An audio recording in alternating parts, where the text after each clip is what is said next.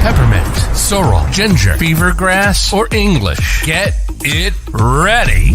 Your morning tea just got hotter. Ooh, honey child.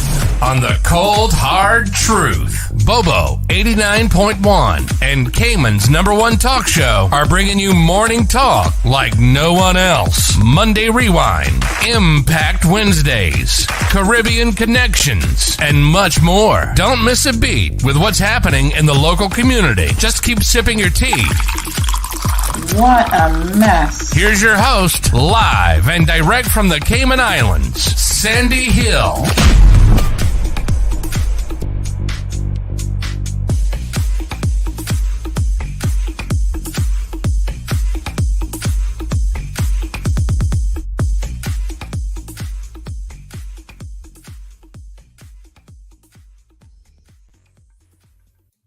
All right. Good morning, folks. Good morning. Good morning. Happy Friday. Last Friday in the month of August. I saw someone posting yesterday saying, oh, it's the end of Leo season and Virgo is up next. I said, oh gosh, they're trying to compete with Leos. They'll never be able to do it. Seriously, who does that? Oh my goodness, poor them. All right, having a little bit of fun in the studio this morning. How's everybody doing? Let me just check a few things. I'm going to send out my notifications to everyone in the WhatsApp group. So give me one quick second here. Good morning. Good morning. We're going to get a little bit of a Cayman Airways update this morning so you guys can know all the sus that we have found out. And ooh, honey child, it is hot, hot, hot. Oh, I can tell you right now. Yeah. Somebody said, you got the letter? CMR, don't play. Well, you know, I think in a previous life, I must have been a detective. Yes, maybe I was like assistant to Sherlock Holmes or something. Because I tell you what, I'm like a little, I don't know, I'm like a hound dog. I just keep on digging and digging and digging and digging some more. That's why good morning, everybody. This is why I tell y'all, I'm never the best person to lie to. Because when you like to me, honey child, I'd be like, something don't sound right with this story. Let me start digging. And I dig and I dig and I dig and I dig some more. And you know, the thing about the truth, first of all, the truth doesn't take very long to come to fruition, in my opinion. Although I must tell you, let me rephrase that. Sometimes it does. I feel like in this day and age, it doesn't. With technology the way that it is, you know, eventually you've got leaked emails and people who will find you and leave stuff on the door, not on the doorstep, under the mat, whatever. So the truth has a way of resurfacing really, really quickly in most instances. And it's only a matter of time. And I think that, you know, you can't hide stuff for very, very long. So it is what it is. And I'm telling y'all, you know,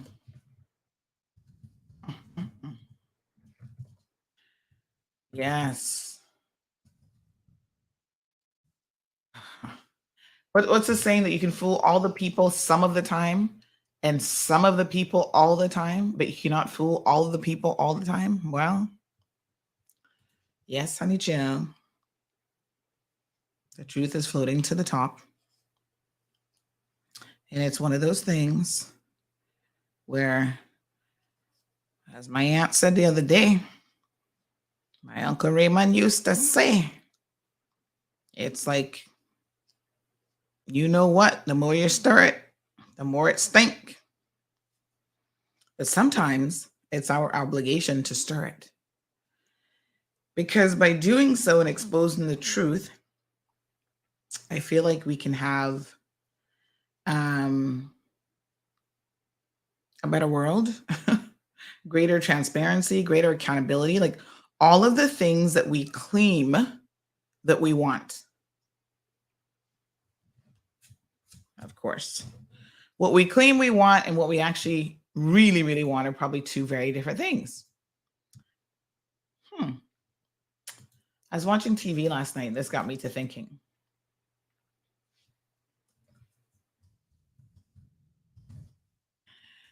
Um, you guys know that I actually don't really watch that much TV, right? I know it sounds crazy, but I just don't have time. And to be honest, the second I turn it on, I fall asleep. I'm just like, oh, that TV sounds like a lullaby to my brain. I'm just so tired. I'm like, bloop, I'm out. So, I and I never know like what TV series to watch. Like I'm really horrible. Like I like reality TV because to me it's not stressful for me anyway. Maybe for the people in it. But it's like you get to see other people's drama and you're like, oh, my life isn't so bad after all. Because here are these people pretending to be rich and wanting this fabulous lifestyle. And really, they're living like me and you, paycheck to paycheck. They're on reality TV to try to become famous and start up businesses and get a paycheck and all this other stuff. Um, and so, it's pretty interesting to have a reality check for them. And when I sit down and watch it, you have a little chuckle, a little laugh. Sometimes the stories are a little bit sad. Like 90 Day Fiance, you see people getting used for a green card, and you're like, yeah, we can relate to that in Cayman because people getting used here too. These marriages of convenience are a thing all over the world. People looking to step up in life or to just live in a better country. And the most interesting thing about a lot of those people is they're not even willing to work hard. Like they want a green card and they're trying to find a man or woman who's going to like just take care of them. I'm like, wouldn't the green card be enough of a reward? Like you get in the US, you get a green card. All you have to do is remain faithful to your partner, which apparently is very, very difficult for some people. And get a good job and start working. Most of these people have no skills. They, minimum wage jobs. When they become like Pedro, okay, he gets a sales job in a Hispanic, what's he in? A real estate company.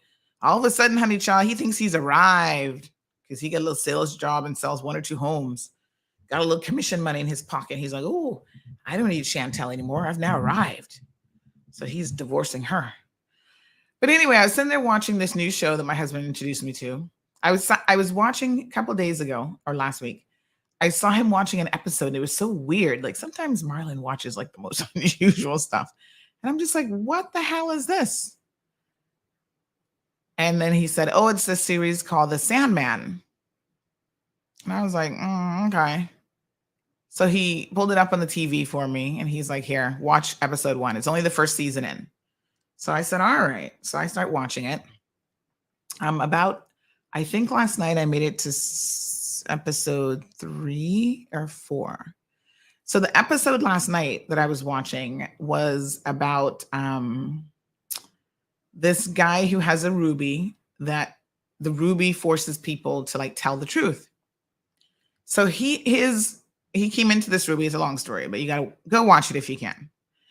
So I don't want to give anything away, but he comes into this ruby. Obviously it doesn't belong to him, but his mom gave it to him. And so now he's able to use it. And he thinks since the ruby forces people to tell the truth, that he wants to make a world where everybody is 100% truthful. And that's going to make the world better. Well, as it turns out, that's not the case at all. So the most of the scene is him in a car with a lady that he's driving. Oh, well, she's driving him to his destination because she almost ran him over. And he's like, oh, poor little lady. She's really a nice person because I ain't picking up no stranger in this day and age at night and putting them in my back seat talking about, oh, where do you need a ride to? I'm like, oh, and in the United States of America, even in Cayman, I'm not doing that. Y'all must be crazy. She has a big dog in the car, but the dog is so friendly. I'm like, the dog could probably even bite the man. I'm just like, no. Wouldn't be doing it. Anyway, Scott, you got to check out this series. So anyway, she starts to see that she's in a little bit of danger because he reveals like he's killed people. He was in a mental institution, like all this stuff. She's like, oh my God, what have I done?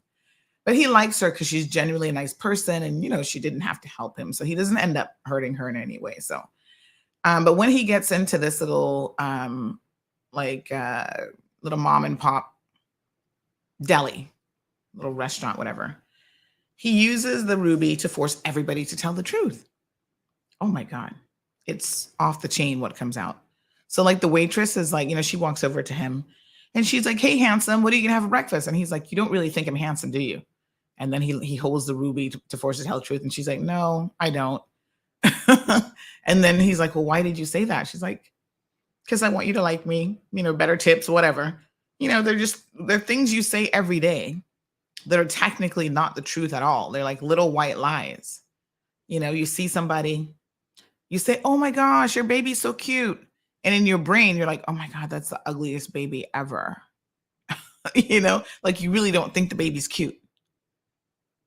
Or you see children like misbehaving and everybody in the salon's like, oh, that's so cute. And you say, yeah, but you really like, I could take out my belt right now and whoop that child. That's what you're thinking, but you're not necessarily going to say it, or you're not going to be honest about how you're feeling. So, we tell these little white lies all the time. You go get your hair done and the salon lady, the stylist says, oh, I want you to try something new. And they're like, do you like it? And you're like, yeah, it'll grow on me. Yeah, I like it. Instead of just saying, no, I hate it. Can you redo it? I don't like the color. I don't like the cut. So as human beings, we kind of get through life telling a lot of little white lies. And so when he forces, in this particular episode, when he forces everybody to tell the truth, you find out that the couple who were celebrating their 5th wedding anniversary, she's the CEO of a company. They look like this perfect couple, right? Eating spinach salads and, the husband's like fit, whatever. He really wanted the double-decker burger and he couldn't tell his wife. The truth is I'm sick and tired of you forcing this stupid diet on me. I want a double-decker burger. You're too demanding. You're wearing the pants in the family. I can't stand you for that. I mean, it was just when he forced everybody to tell the truth, it was off the chain crazy what happened. Because then he revealed what he really thought about his wife. She revealed how she's like, she picked him up out of nowhere. He wasn't going to be nobody without her. It was just unbelievable. Even the lady who like works in the restaurant, she's a waitress, and the kitchen help, she had a little crush or whatever on him. So she would cook him dinner and invite him over, sit down with her and his son and watch TV, whatever. And when he told the truth, because she's like, oh, do you want to come over later for dinner? And he's like, no, I don't want to come over for dinner. He said, to be honest, I'm not interested in you in that way. And, I only come over because I'm actually hooking up with your son. Trust me, she was flabbergasted. She's like, what?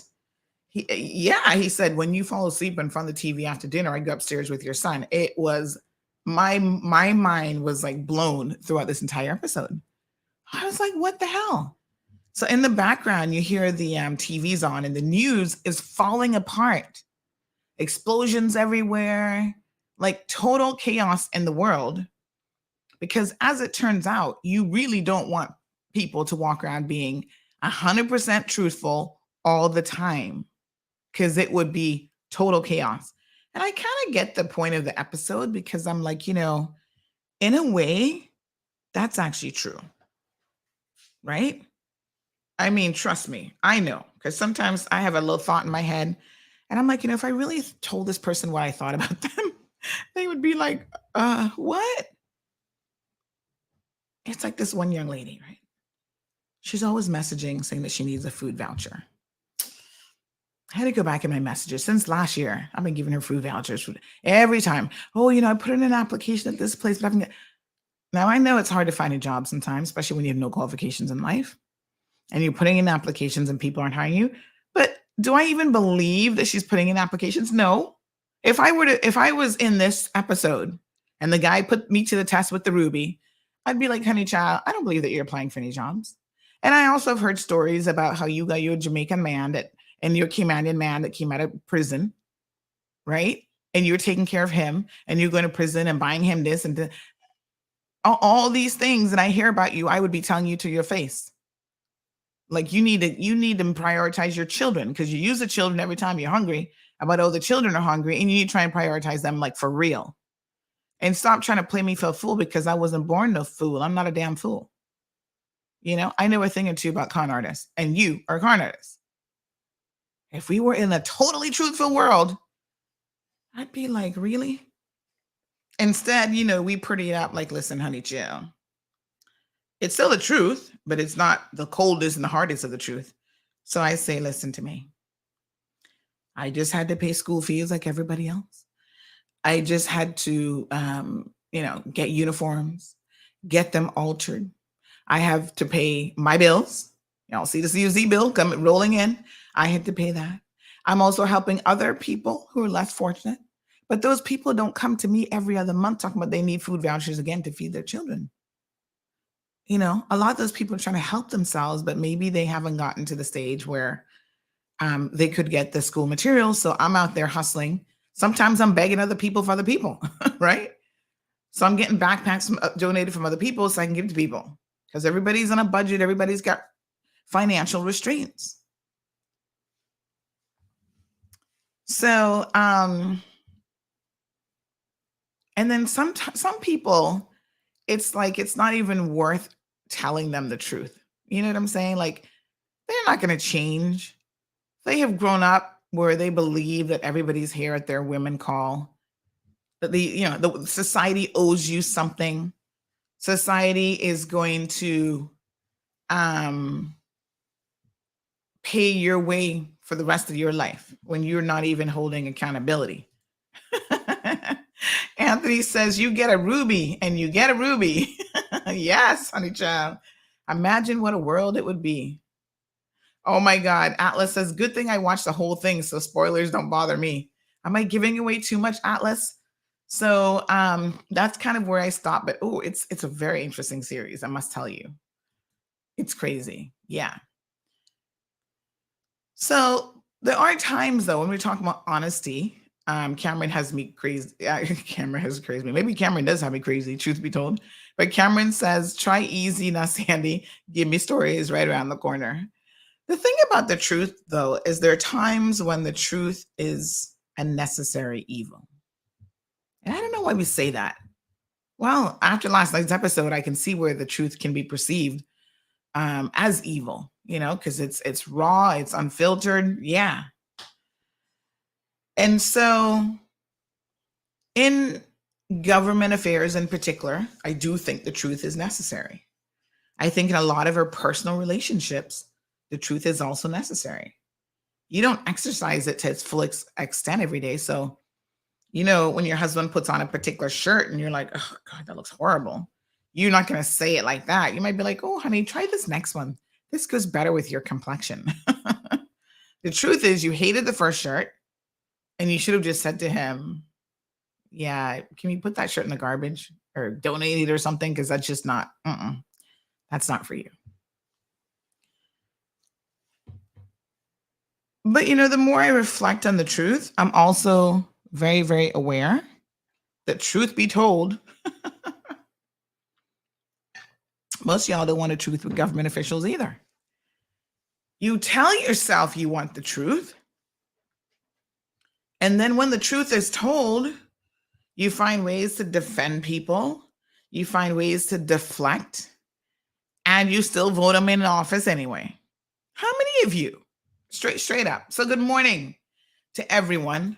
We got Miss Vernita, Siobhan, Cameron says tea time. Diamond Princess is here. Vicky says my coffee is hot and ready to sip. I got my tea ready too. Kenzie's wondering, where did the month go so fast? Rovina's here. Miss Iva, Irvelyn. Good morning to Scott. Oh my God, today is Friday, Scott. I'm going to see you. I'm going to go have my curry chicken cone today. Miss Vernita says, Sandy, when you're straight and truthful, God always sends the right thing to you. So keep being truthful. God bless you. Thank you. Cameron says sometimes people be acting a fool all the time. And Cameron goes on to say, and you the best at your job. I appreciate that. Oui. Buenos dias to Miss Rita. She says, es viernes. Those of you who don't speak Spanglish, that means it's Friday. Cameron, did you miss the weigh-in? No. We haven't. Don't worry. This weekend, I'm going to be putting the group together. I was kind of reformatting phones and stuff, so don't you worry. I'm going to get to you. Cameron also says documentaries is the way to go. Reality TV is so scripted. Yeah, so listen. Atlas loves the Sandman. Yeah, it's a good show. I mean, like I said, I'm getting into it. I don't want to drop any spoilers. You're right. I shouldn't say anything else. Cameron says, can we find this ruby on Amazon because I need one? Good morning, John. So I want to ask y'all a truthful question. Speaking of truth, how many of you ever found out something about a politician? Like, y'all claim that you're Christians. Truth is, most of you are really not. You go to church. You have all kind of evil thoughts in your head all day long. Truth be told, you're gambling, you're having affairs, you're fornicating, you're doing all kind of stuff that is not Christian-like. And I'm not here to necessarily judge you. I'm just saying you're not a Christian. You're a Christian of convenience. So certain topics that you think, I need to speak out, the LGBT community, yeah, that's against God. And we got brimstone and fire upon them people. And then everything else you sit back and you remain silent about. Right? So the truth means that when you hear your next door neighbor molested a child, you ain't got nothing to say about that truth. You knew your uncle was the family pedophile. From one generation to the next, he ruined the lives of multiple children, and you're not speaking the truth on that. So the truth eludes a lot of us if we were being completely honest. How many of you heard something about a politician? I don't care what it is, right? So you say, I'm a Christian. I believe in family values and all this kind of stuff. And then you hear a story that is true about your neighborhood politician. And you still went to the polls and voted for them because maybe the truth is, of the options you had, it was like the lesser of the two evils. My apologies, of the two evils. And so you're like, pick the devil I know. Even though he's the devil, let's go with it. So sometimes that is the truth, right? That your pickings are really, so it's like, okay, either I don't vote at all, which people don't like to see low voter turnout. Or when you go to the polls, you're like, it's not much of a choice, to be honest. And then you put people in that you realize that they got egos bigger than the universe, the metaverse. They're not really all that intelligent. They talk a good talk. And there's a difference between being intelligent, coming up with viable solutions that you've thought through in your head, that you've worked out before shooting off at the hip. Some politicians suffer from what I call diarrhea of the mouth. They just love to talk. And as someone who's in the talking business, to some extent, I understand why they love to talk, because it's all about creating a certain appearance for you. It's not about having honest conversations, honest moments, showing their weaknesses in a real, authentic way.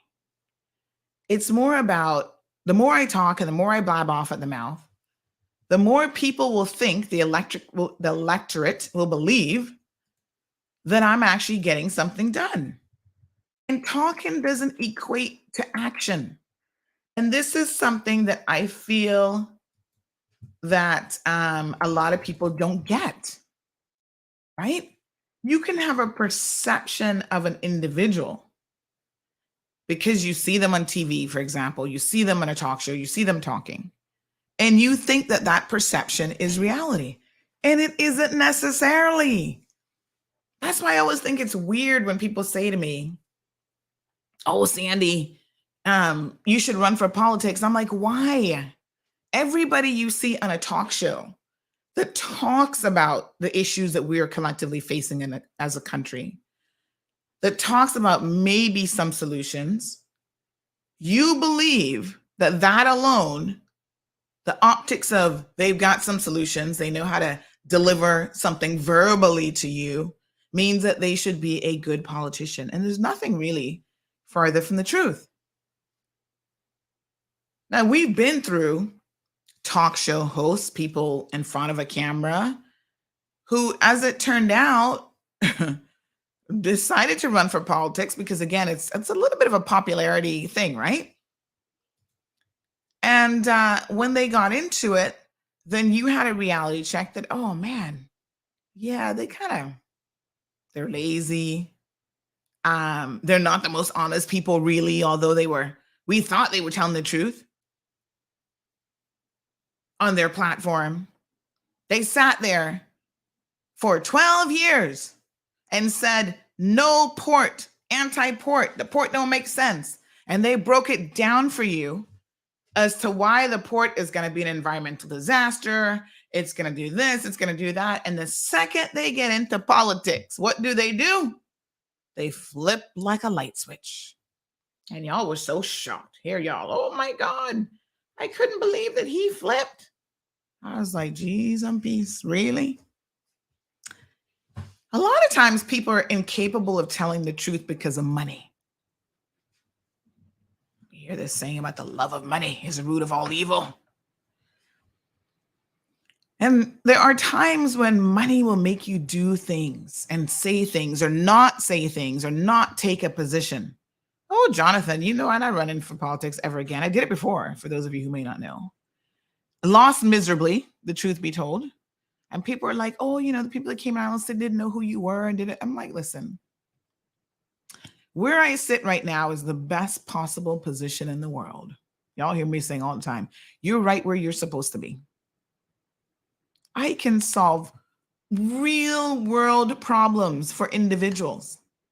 Let me give you an example. Yesterday, a lady sent me an email, and geez, it was pretty long, complaining about a certain situation with her and a local business. And I read the email and I said, okay, I've had experiences with this business before, and they've been positive. Her scenario has been going on for over a year. And I thought, wow, this isn't a good look for the company. And I'm sure exactly what she's saying, that, even if I take it at 50% and half of it's true, it's not a good situation. So I said to myself, let me call, because I know the people who own the business. And, I also know that these are individuals who try to run an honest business. Like they're not out there purposely trying to take advantage of people. So I said to myself, let me call them. And I called them and I said, hey,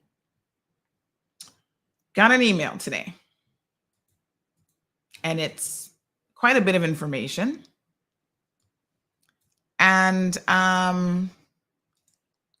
it has a lot to say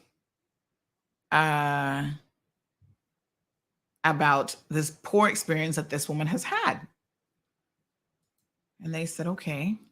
They said, let me look into it, and I'm going to deal with this. I said, all right. I'm going to show you all something here in a second. So I've given them the opportunity to fix it. And this is what the woman, she received, they promptly called her and she replied back.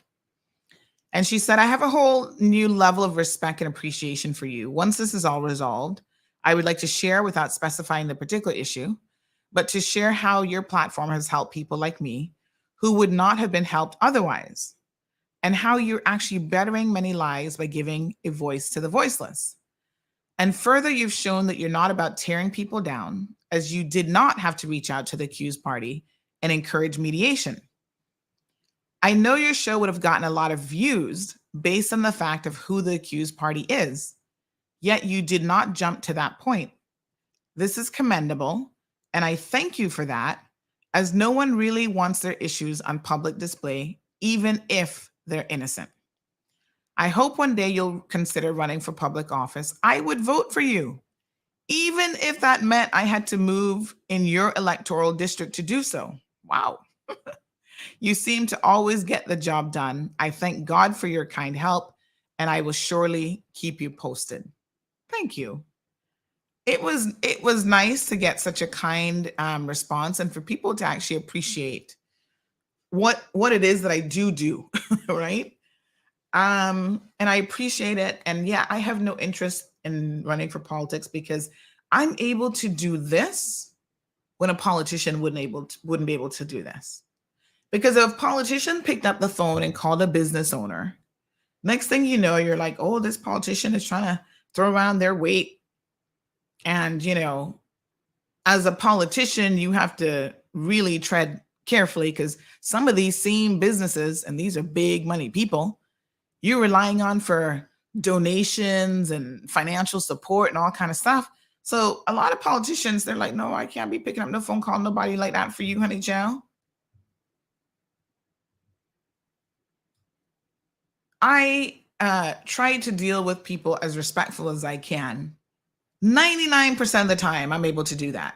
Some of y'all really act the fool. And I must tell you that respect is something that's earned. And although I try to keep my cool, y'all know sometimes I'm going to really just peel that layer off and I'm just going to tell you like it is. And sometimes my truth comes with no respect whatsoever because you haven't earned any. Now, I don't mind helping out this business because, like I said, they have a reputation that I'm aware of. I didn't feel like any of the things that the woman complained about were being done on purpose, right? Sometimes it's just your workers are a little bit slack. They're not doing things up to standard. That's different than someone like the worker who owns the company who isn't paying his guys, and then he gets on this platform and lies through his teeth. Because when you lie to me, I'm just like, oh, you've lost. If I had any respect for you, you've definitely lost it. Come clean. Say, yeah, Sandy, sometimes I'm having a little bit of financial difficulty and I haven't made payroll for 7 weeks.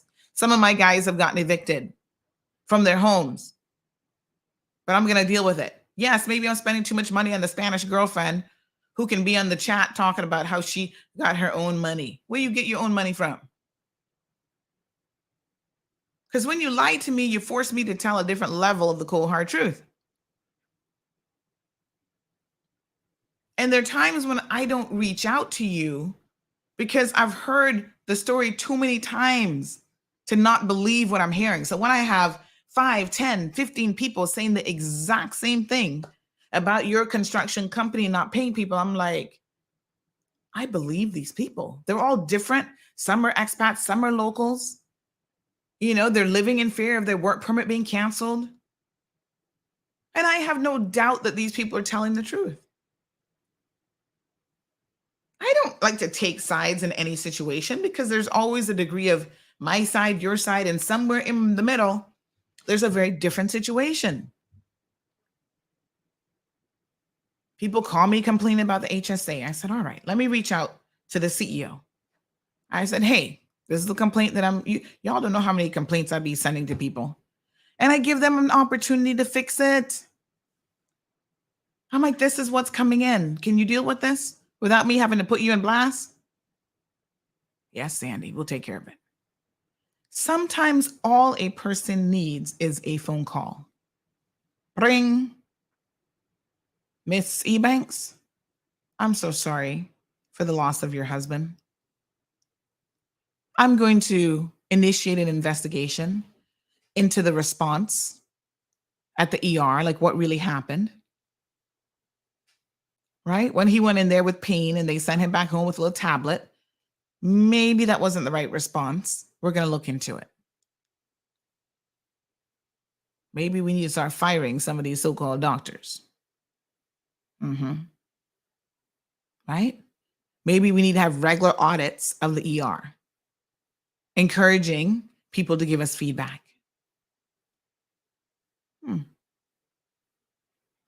Giving people the opportunity to fix situations is not above what we do here.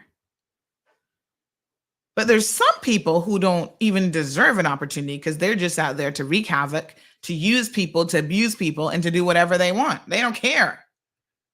And for those persons, I have little regard for and little mercy for them.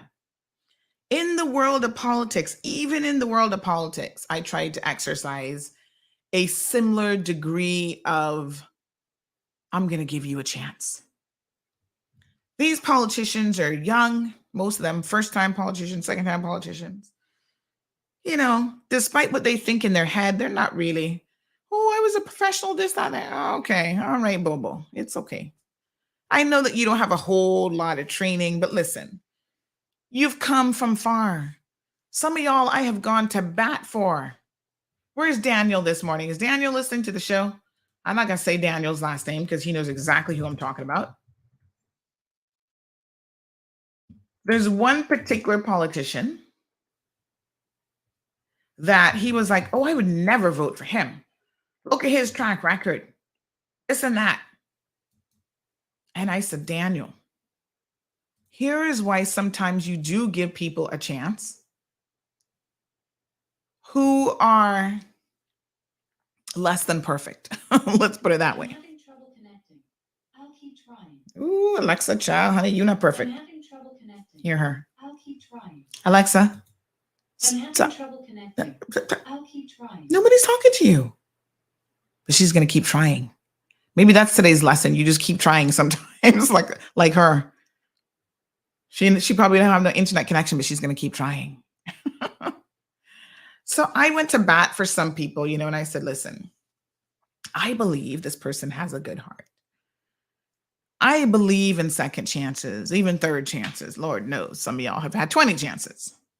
I'm not above, listen, nobody's perfect. And I'm just like, sometimes you don't need the most educated people in politics. Like I think for certain ministries, it certainly helps to have educated people. It helps to have people with the right personality traits, not necessarily like an expertise in a particular area, because they're relying on the expert knowledge of other people. So one of the things that politicians should have is an ability to discern BS from other stuff, right? A discerning spirit.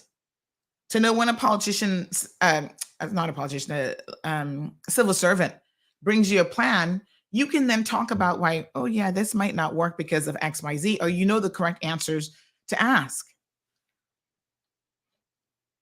So I'm like, just because someone has had a sordid past doesn't mean that they may not be, and again, there are other traits you need to be looking for, good material when it comes to being an elected official. Not necessarily. You have to look at the whole picture.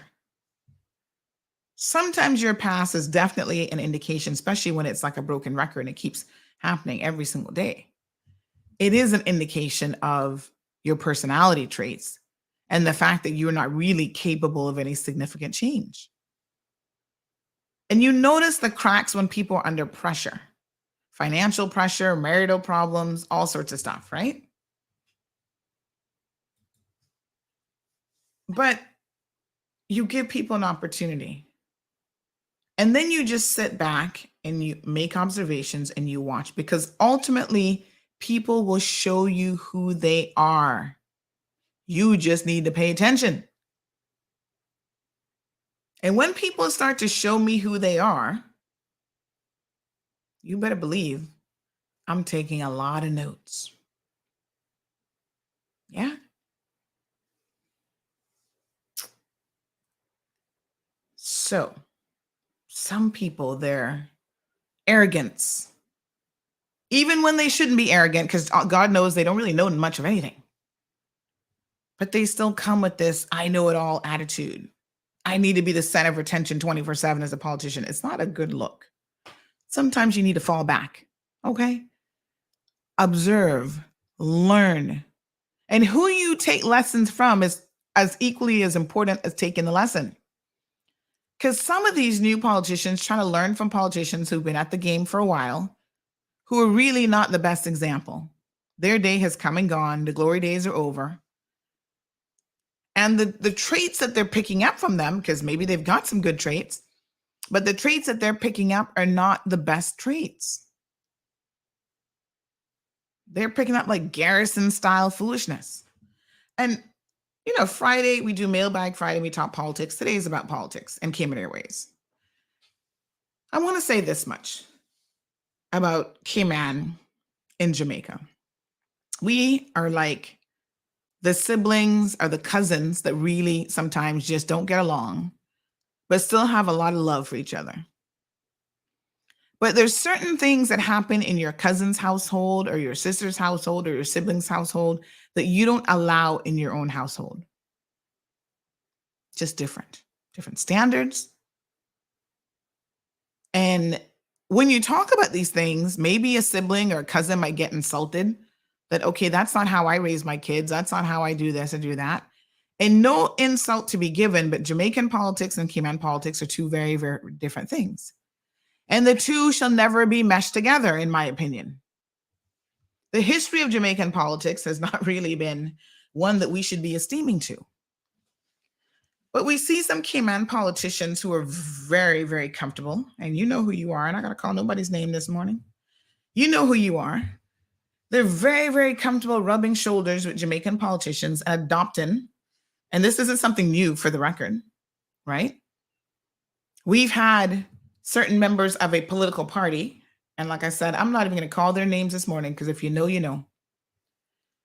Certain members of a political party who they would go to Jamaica. They would get their consultants from Jamaica to come because they all do, the parties do this before the election. They do all these surveys, they're polling people, they're advising them on strategy. All those people are Jamaican strategists, political strategists. And I'm not saying that they don't know what they're doing. I'm saying the context of Jamaican politics versus Cayman politics are two very, very different things. And we don't need Jamaican politics in Cayman Islands. We don't need that mentality. We don't need that formula. If it has worked for them, good for them, but we don't need it. And there are politicians who for a very long time have engaged in this Garrison style politics. And we see it continuing even today, right here in the Cayman Islands. And they're interjecting it slowly but surely. And some of you are not even paying attention. You don't see it.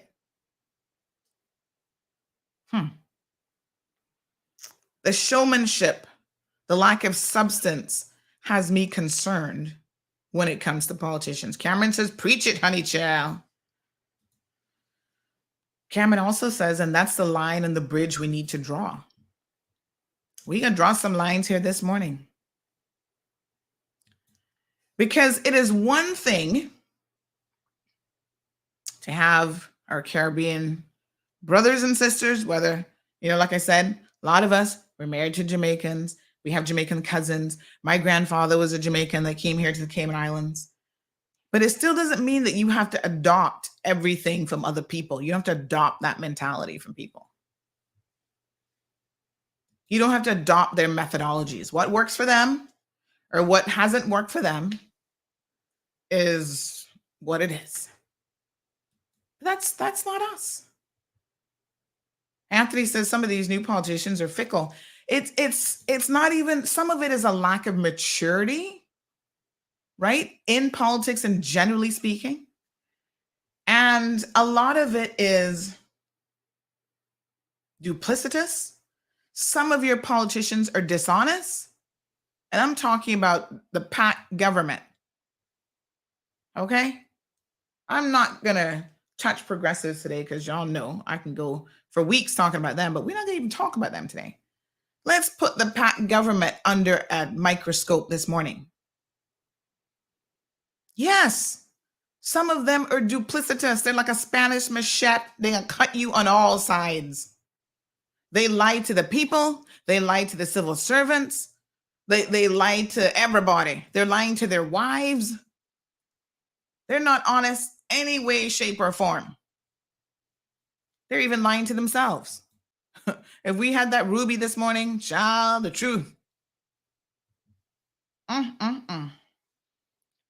So yes, they lie, and we're here to keep them accountable. When you get into political office, it's not about, oh, the fancy invites, the dinner, everybody knowing your name. It's not about running around kissing babies and all that kind of foolishness.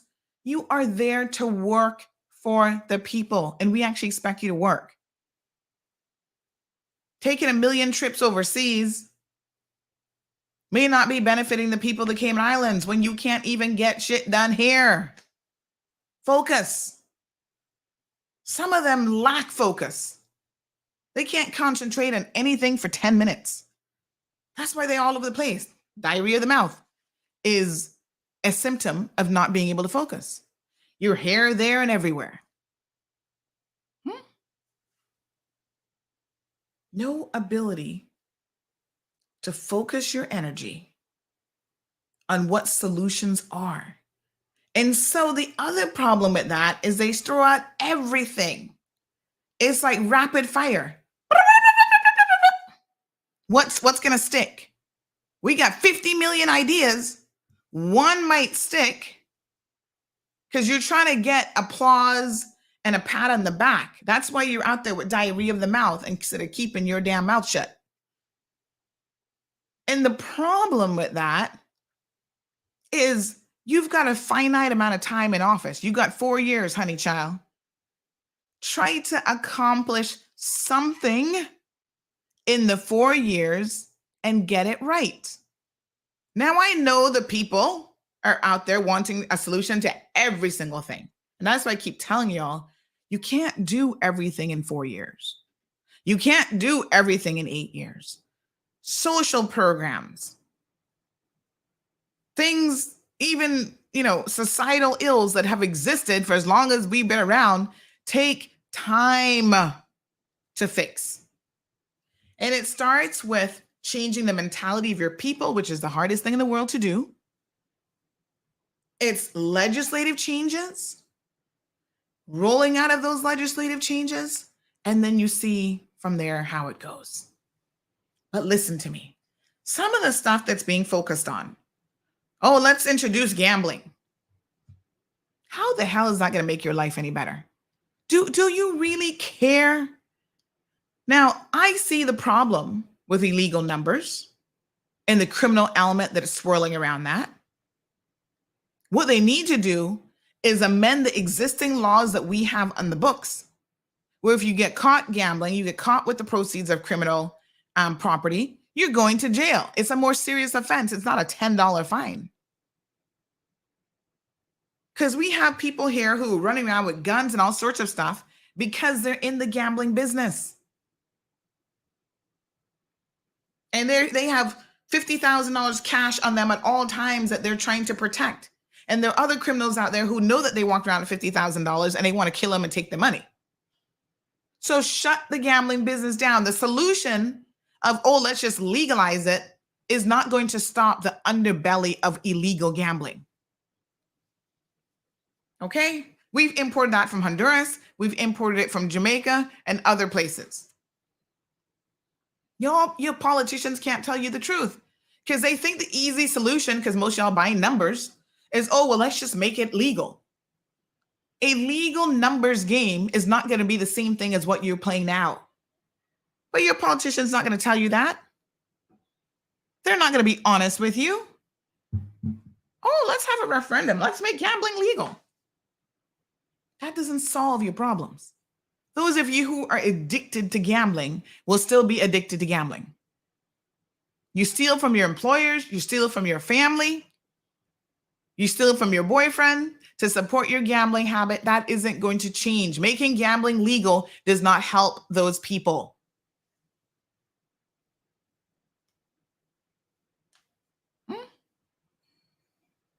Politicians need to focus. The most important things in this country that require your attention: cost of living, criminality and safety, getting our industries back up to speed. That is what we need you to focus on. Politics is also competitive. Morning, Miss Charlene. And in competition, you got to sing your own praises, I suppose, sometimes. Flashpoint says, are you trying to burn down the house this morning? Laughing out loud. Child, we just having a moment of truth.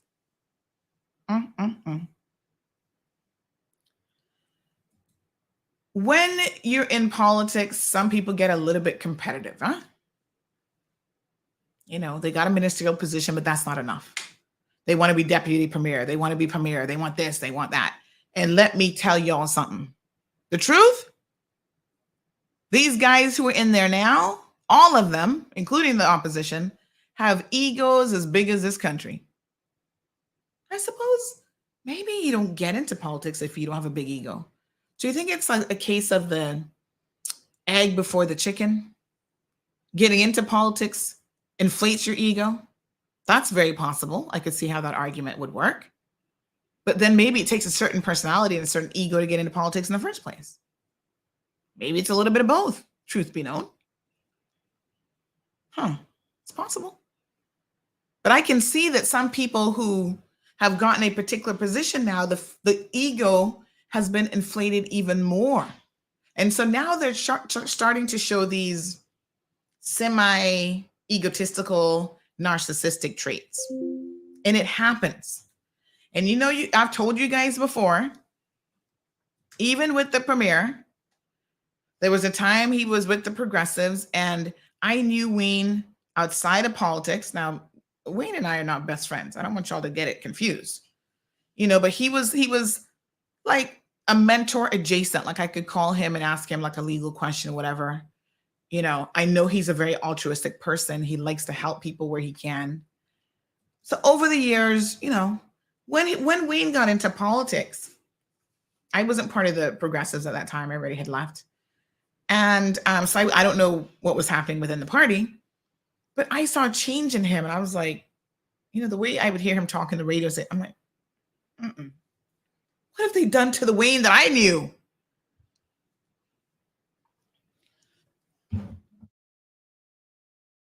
So I suppose sometimes, y'all see this old cough still lingering. Politics can change you for the worse. And I see a lot of that going on, honey Jill. The egos, the things that people focus on, right? Listen to this situation. Y'all not gonna believe this. One politician got upset. Oh my gosh, excuse me. One politician got upset because another politician was not able to do a speech or something at an event. I'm not giving you all the details because I don't necessarily want you to know who it is, but soon come. And they got upset because that politician picked another minister. And they're like, oh, they should have picked me. So they didn't go to the event. I'm like, how childish is that?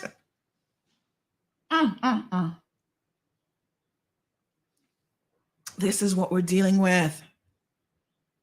We're dealing with childish people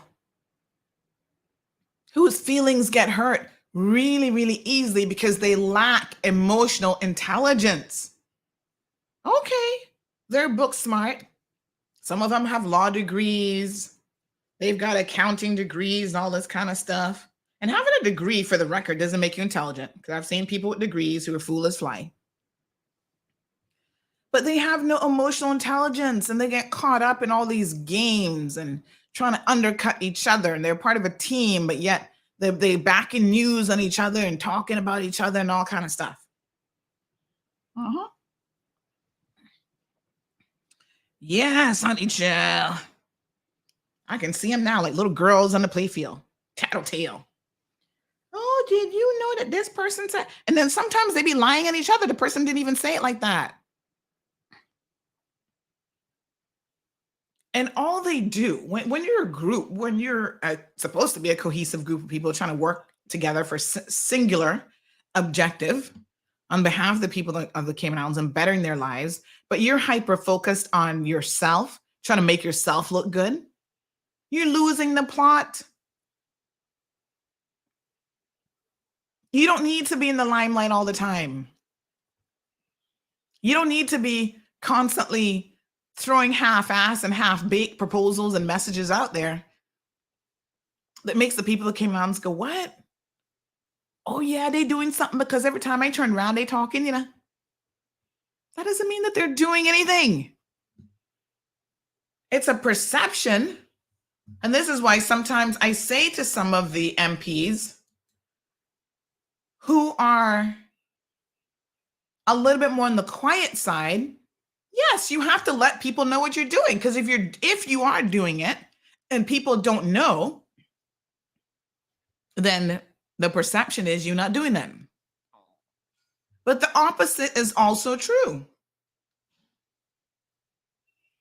People who do the most talking and appear to be doing the most are the ones who are doing the least. So do not be fooled.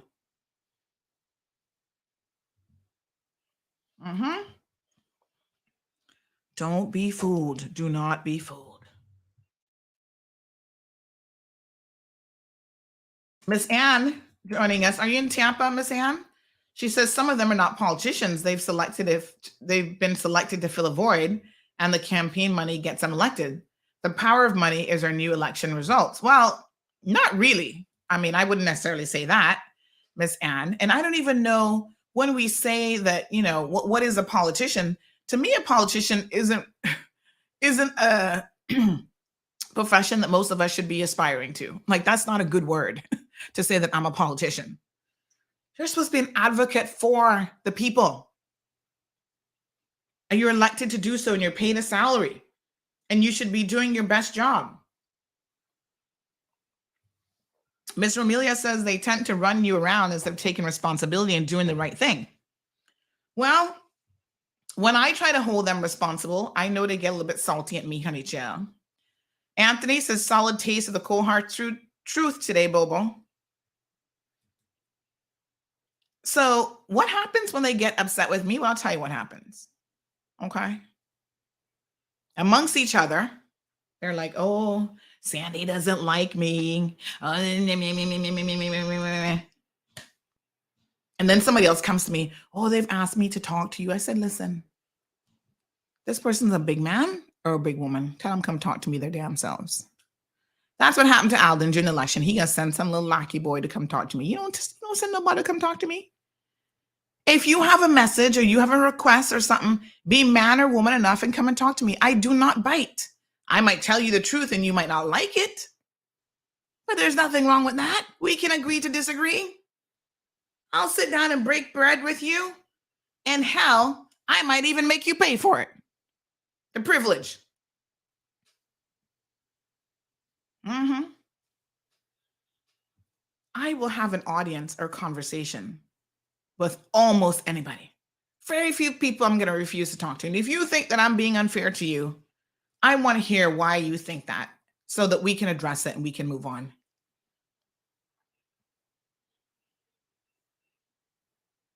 But when you have to run to like the premier, the deputy premier, or somebody else, like, oh, Sandy doesn't like me and all this kind of foolishness, I'm like, what?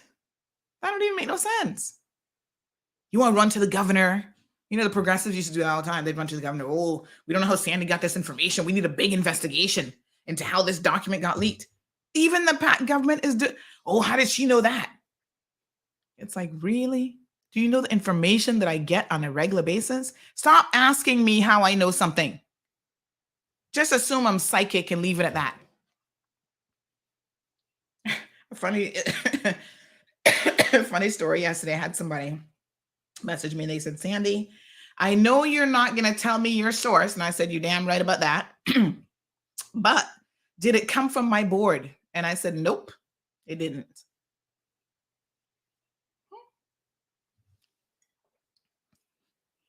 I said, well, at least that person knows that. Don't even ask who it was because you're not getting that information. So they get upset with me and then they start telling each other, well, she gonna turn on you. And I said, boy, I don't turn on any politicians. I speak the truth. And if the truth doesn't make you look good, that is something you should be trying to fix. Some of y'all need a coming to Jesus moment. So yesterday, I'm taking out my little blue Dart notebook. Thank you, Dart. I have a friend who works at Dart that gave me these little notebooks, and boy, they're nice to write in. So I'll be writing a lot of court notes and stuff in here sometimes, me, my scribble. So big shout out to the person who hooked me up with these little blue books, child. So I don't have a little black book, I have a little blue book. So yesterday I had the opportunity to sit down and write my little book, honey child. And then, sometimes I'm writing and some piece of handwriting is so horrible that I'm like, I don't think I'm going to be able to read this afterwards. So then I pull out the laptop and start typing. So I started writing and then I pulled out the laptop and so I'm going to be flipping between the two this morning. What is happening at Cayman Airways that has been highlighted by the resignation of Jude Scott is most disturbing. And I'm going to go through it. I'm going to talk about this situation. Miss Sandra says, thank you, Sandy. Thank you. We're always unique and apart. We did it on our own with honesty and integrity. Let's keep it that way. Hit it, says Miss Amelia. Aliano says, yep. They don't skin up to slap people with $400 plus speeding tickets and then threaten to throw you in prison for 10 months. Make it make sense. Miss Wanda says, public transport. We need some solutions. Miss Ann says, Sandy, the morning chuckle gone when the topic went to our politicians. You are the best. Good morning to James joining us from Canada. Pension law needs revamping. Listen, a lot needs revamping, and to be fair to this government, but they can't do it all, especially in 4 years. Mr. Amelia says, not only gambling, but marijuana as well. It makes me wonder if they themselves are using it. Sue says Cayman is very unique and always has been. Yes, our histories might be intertwined, but there is a difference between the two. Damaris is watching us from Queens, New York. Charlene says, now this area is a real demon that needs addressing very seriously. Oh, my Lord. Sylvia says, oh, my, I was considering politics. Oh, Sylvia, girl, you're not ready for that? No, TD. I can tell you why.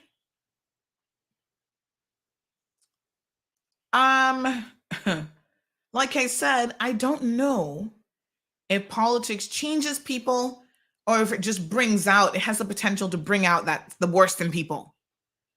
Because everybody has good intentions. Well, not everybody. Let me have my ruby in my hand and be honest. No, not everybody who gets into politics has good intentions for the jump. Some of them have no good intentions at all. They want a free paycheck. And I see it coming. Those of you who can't hold a job, you're out there owing people all kind of money, and you jump up, tell me you want to run for politics, and you know who you are. Today, not your day, and not your time yet, but it's coming. Because one day, you're going to be featured in CMR again, and you know exactly who I'm talking about, young lady, and some of y'all young men. So you see politics, my apologies for the coughing this morning. You see politics as easy money. What is it, $8,000 a month? And some of y'all don't even work. Mm-hmm. You show up to events. You want to cut a ribbon. You want to, your civil servants doing all the work for you. You're taking the credit. And you still getting paid. There's not even a mandatory attendance in the Legislative Assembly. So Kevin says more money and power always inflates people's egos. Well, they need to bring it back. I've seen people that we had high hopes for go in there, and now they're floundering. There should be a school for politicians that y'all need to go to if you're interested in politics. Mind you, there are online courses you can take, by the way, but most of y'all don't want to do nothing like that. You don't want to study and learn how to be an effective leader. That's what being a good politician should be about, leadership qualities. Y'all are a hot mess. You're a hot mess in your businesses. You're a hot mess in your personal life, and you just do not have it together. And what are you attracted to? Politics.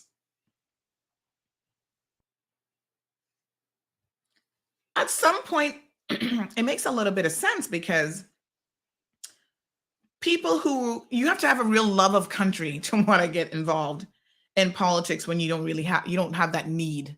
You don't need a paycheck. Right? You don't need your ego to be inflated. And the few people that are in that position, even when they serve on boards and they contribute to their community, are often the people who ain't got no time for no foolishness. Jude Scott is one of those people. Now, I tell you, I know nothing about the man.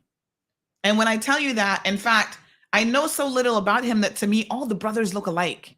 The Scott brothers, I think is it 3 or 4 of them?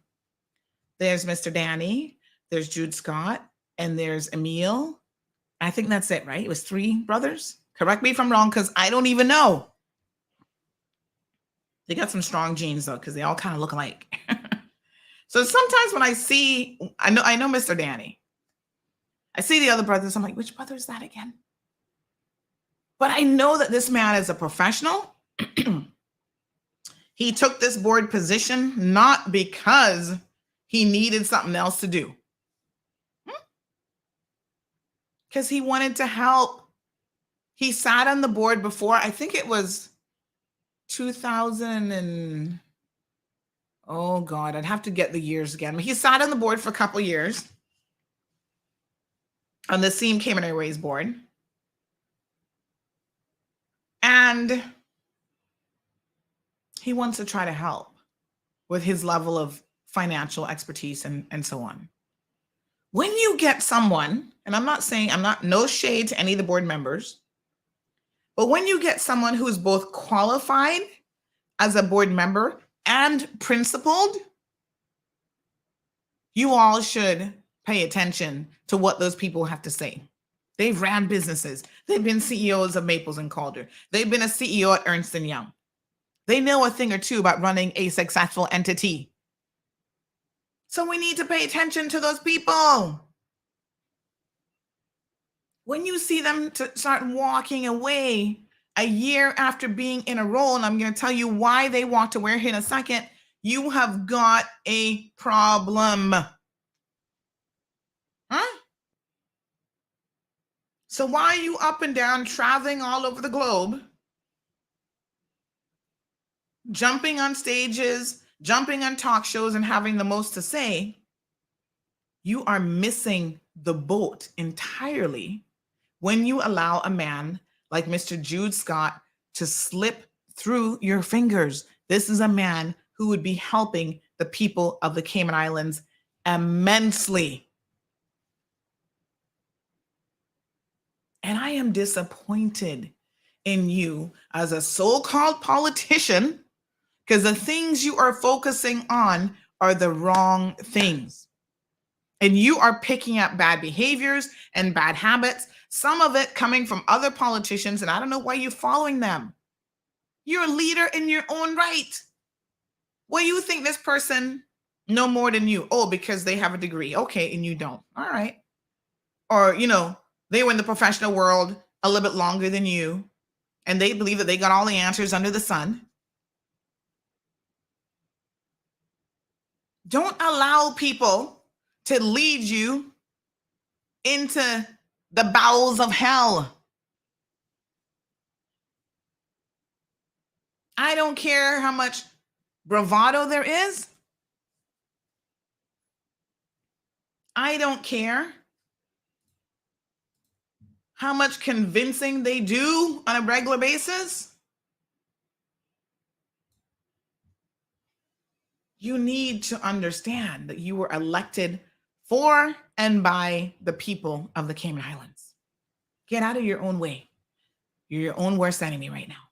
Flashpoint, is it possible that all of your communication devices are being monitored, therefore nobody's actually anonymous that gets in contact with you? Well, anything in this world is possible. Anything is possible. What I would say is there are tools that can be used without saying too much. Even when somebody thinks that they're monitoring you, there are tools and things that you can do. Hmm? Mhm. The truth be told is I'm sitting here in front of you all, and I will take the bullets for the information that I obtain, and no one will ever know who it comes from. Okay. So my little notebook, we're gonna start out here now. Look at here. We got Johan. He says psychic plus wicked, laughing out loud. Looks like you losing that contract I keep hearing about with Pat government. Oh God, can I tell you a joke about that? So the opposition, they're out there doing the most too. Poor them. So they're always on this whole the government's falling apart. There's a lot of rumors about a coup and a this and that. The vast majority of them, Bobo line not working. It should be 936-2626. I'm not getting no phone calls today. Where's my other phone? Where? Oh shoot, do I have the phone in the studio? Oh, Denny, I think I'm charging the phone. Oh, snaps. Hold on. Have you been calling me? Well, no wonder I'm not hearing it. One second. Let me see if I can get Miss Stacy to bring me the phone. No, it's not disabled that I know about. Oh, Lord have mercy. My apologies. I'm going to get it and then I'll call you back, Denny. So here's the thing, right? One of the rumors that has been advantageous to the progressive government, they want y'all to believe this, is that I'm on the PAC government payroll. And I've said this to y'all before. The platform that I run here in CMR, people can pay for different things. So you can pay for an ad, you can pay for, you can even sponsor a show if you want. That's good on you. What you don't pay for is a lie. What you don't pay for is my loyalty. Those things are not for sale. One second, Miss Stacy. Hold on. Come. So you don't pay for any of those things. Oh Lord, y'all been calling me. Geez, I'm peace. Danny and someone call you back. You're the only person who called, though, look like. So you don't pay for those things. Right? But nonetheless, I'm not on no contract with the PAC government. The irony of it is even the PAC government members themselves get so salty. One of them went and ran to a certain other politician and said, oh yeah, Sandy only likes you because you're paying her, something like that. The person's like, but I'm not. So that don't make no sense. Oh, no. That's not how they said it. They said, oh yeah, Sandy's going to turn on you one day. You wait and see. It's only because she's all about money or she's getting paid or some foolishness. And they're like, but I'm not paying her. We're not paying her. So that really don't make no sense. So what are you talking about? If that was the truth, if that was the litmus test, then she would never have anything to say about us. I have sought to hold this government accountable, giving them a little bit of a grace period because everybody needs a little bit of a honeymoon period, child. But guess what? The honeymoon is over. And I have seen some things emerge already that are making me uncomfortable. So Marshall says that's it. To be a so-called politician is the easiest job. Some don't even show up and still get a big fat paycheck. And to be fair to politicians, although a lot of them are getting a decent paycheck, especially for what they do, which is little to nothing, a lot of them still stressed out because they're having to give it away to the people because the people begging them 24/7. That's why people like Bernie Bush, you're not going to his house. He got his pit bulls on the loose, honey child, from what I can understand. You're not stepping into his yard. He's like, I'm not giving y'all no money. Go to NAU. There's so much we could talk about politicians, some of the speeches that they give. Oh, they come across as so unintelligent. And anyway, we can focus on Cayman Airways this morning. When you allow a Jude Scott to slip through your little fingers, you got a problem. Now, what I like about Jude Scott, thank you, Natasha. Natasha says our politicians are suffering from the typical Black man with fragile egos and letting pride destroy everything they said they wouldn't repeat of their predecessors. Yeah. Cameron says even the CMO threatened to resign after Anna took 10 years off. Poor old Dr. Lee. And you know what's crazy about that situation, Cameron, is when we reported on it, there's a narrative that no, that wasn't true, and that's not how it went, and blah blah blah, and she was being disrespectful to them.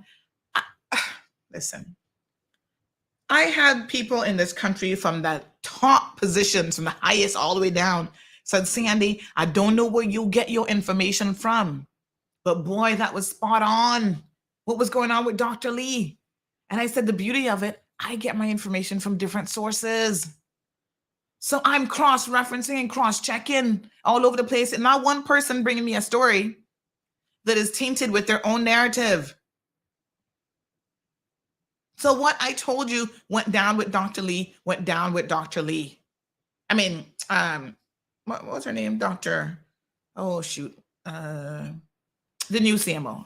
Forgive me, I can't remember her name. That wasn't nothing that was made up. These guys were getting too inflated in their ego in that moment. And yes, I get it that sometimes you're in cabinet, you're in caucus, you get a motive, whatever. But there's a certain level of professionalism that is due. You're not in the streets of Scranton talking to your buddies that are just as uneducated as you. When you're dealing with educated people, even if you get worked up a little bit, you think Fauci hasn't had a few moments with Trump where he's probably like wanting to tell him that you're an effing fool. But I'm sure Trump probably didn't maintain any decorum, but who wants to be like Trump? So, Mr. Jude Scott, speaking of people who can maintain their decorum, this man sat down and penned a 4-page letter to the minister, addressed to the minister, Kenneth Bryan. And then he turned around and copied Fabian Worms, the CEO of Cayman Airways, the board, and the chief officer, who is, I think, Mrs. Strandboden. So all these people got it. I heard the second the letter was received, all of a sudden, he was being called into a meeting, and you don't disrespect people for over a year after they were appointed to position, then get their resignation letter and then try to make them a priority. No, Bobo. That's not how that gonna work. All right, I see Denny been trying to call this morning. So Denny, let's give you a call, Bobo. Let's see what you want. This would like access to your microphone. Yeah, I had to reset this phone, you see. Oh, hold on. I need to make sure Bluetooth is connected. 1 second, Denny. Let's connect that. All right. We are ready to go. Hold on. Let's make sure hey, Denny Warren Jr. What's up? Morning. I'm holding that ruby in my hand. Oh, honey, chill. Tell me what truth-telling you got this morning. Politics don't change people. It reveals who they are. The truth of the matter is voters don't want honesty. They want exactly what they have because that's what they desire. So if you go into politics and you tell the truth, you won't get elected because that's not what people want. People want an advantage, and they think the advantage is knowing you as the politician, and somehow that'll give them some sort of advantage over others who don't know the politician. Okay. So people who talk about openness, honesty, transparency, accountability, nah, total nonsense. They don't want anything like that. Listen to what Ms. Darlene says. She says her politicians are like her beauty contestants. The pool is so limited to good statesmen and women.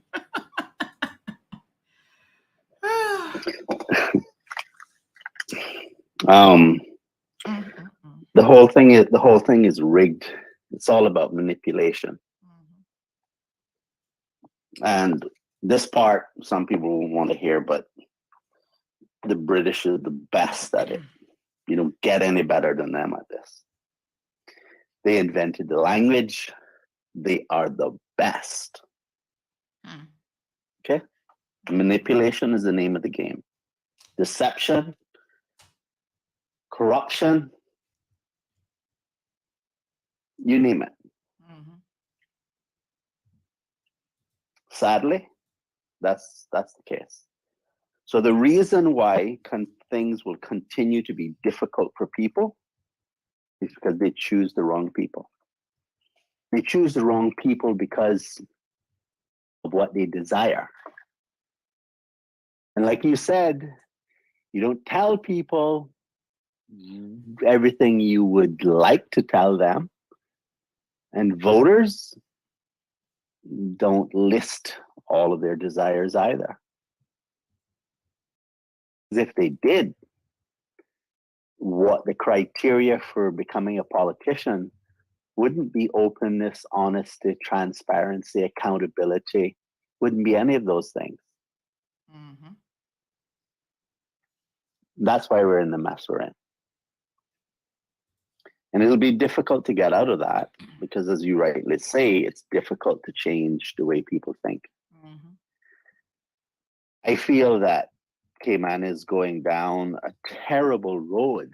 And one of those roads that we're going down is lawlessness. You can't have a peaceful, prosperous society that is lawless.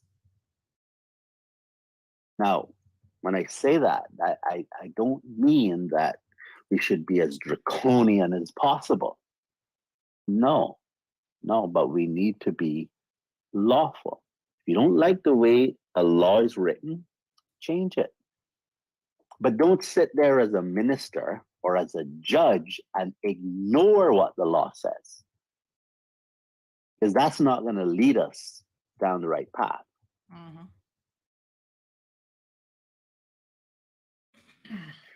I'm gonna put down this Ruby for now. All right, my dear. Thank you very much. We appreciate it. Take care. Folks, if you're just joining the program, over 411 people on the live stream this morning. We are talking about a degree of honesty. Apparently, there might be something going on with the phone. One of my Flow connections just messaged me. Hopefully, they can get that sorted out with the regular line. Mr. Dean Shillette says most politicians are useless as a one-leg man in a butt-kicking contest. Denny, Dean says, thank you for your comments, Denny. Michael LeMay says, thank you. And Miss Darlene says, amen. Cameron says, they love them words, though, Denny. It makes people feel comfortable. So some truth telling this morning, folks. Good morning to Debbie. She says, Georgetown is burning. What's going on in Georgetown? Howard, good morning. Ramelia says we need some God-fearing men and women to run our islands. Peter, good morning. Says, I don't always agree with Denny, but he's right this time. Yeah, we don't always have to agree with each other, but listen, you got to listen. Good morning to Emma. Thank you. So let's talk about Jude Scott and Cayman Airways. So the man took the time to write a 4 or 5 page letter. I thought, wow. You know me, honey child, that would have been me. I would have been like, I resign, full stop. Here's my letter. The beauty of him doing it in the way in which he did is that, yes, Kev says I'm here for the Cayman Airways, so we're getting there, is that we get to know exactly what the issue is. This is why you put measured people like Jude Scott in such positions, because he's not operating on a whim, on a feeling, right? The man has taken the time to talk about why I am resigning and what the issues are. And this is unfortunately a very damning response, or response isn't really the right word, but a damning report, reflection on the Ministry of Tourism. Here's what Mr. Jude Scott had to say. Let me just check my WhatsApp messages. We have, oh yes, this person says, thank you for articulating the connection and relationship with Jamaica. There's a lot of love, but you're right. We have different standards in the Cayman house. Actually, for some politicians across political parties and across the years, it is about the profile, the travel, the platform, the social media. For some people, it's also about image and not impact. The question to ask is, who is this person without the platform of being an elected MP?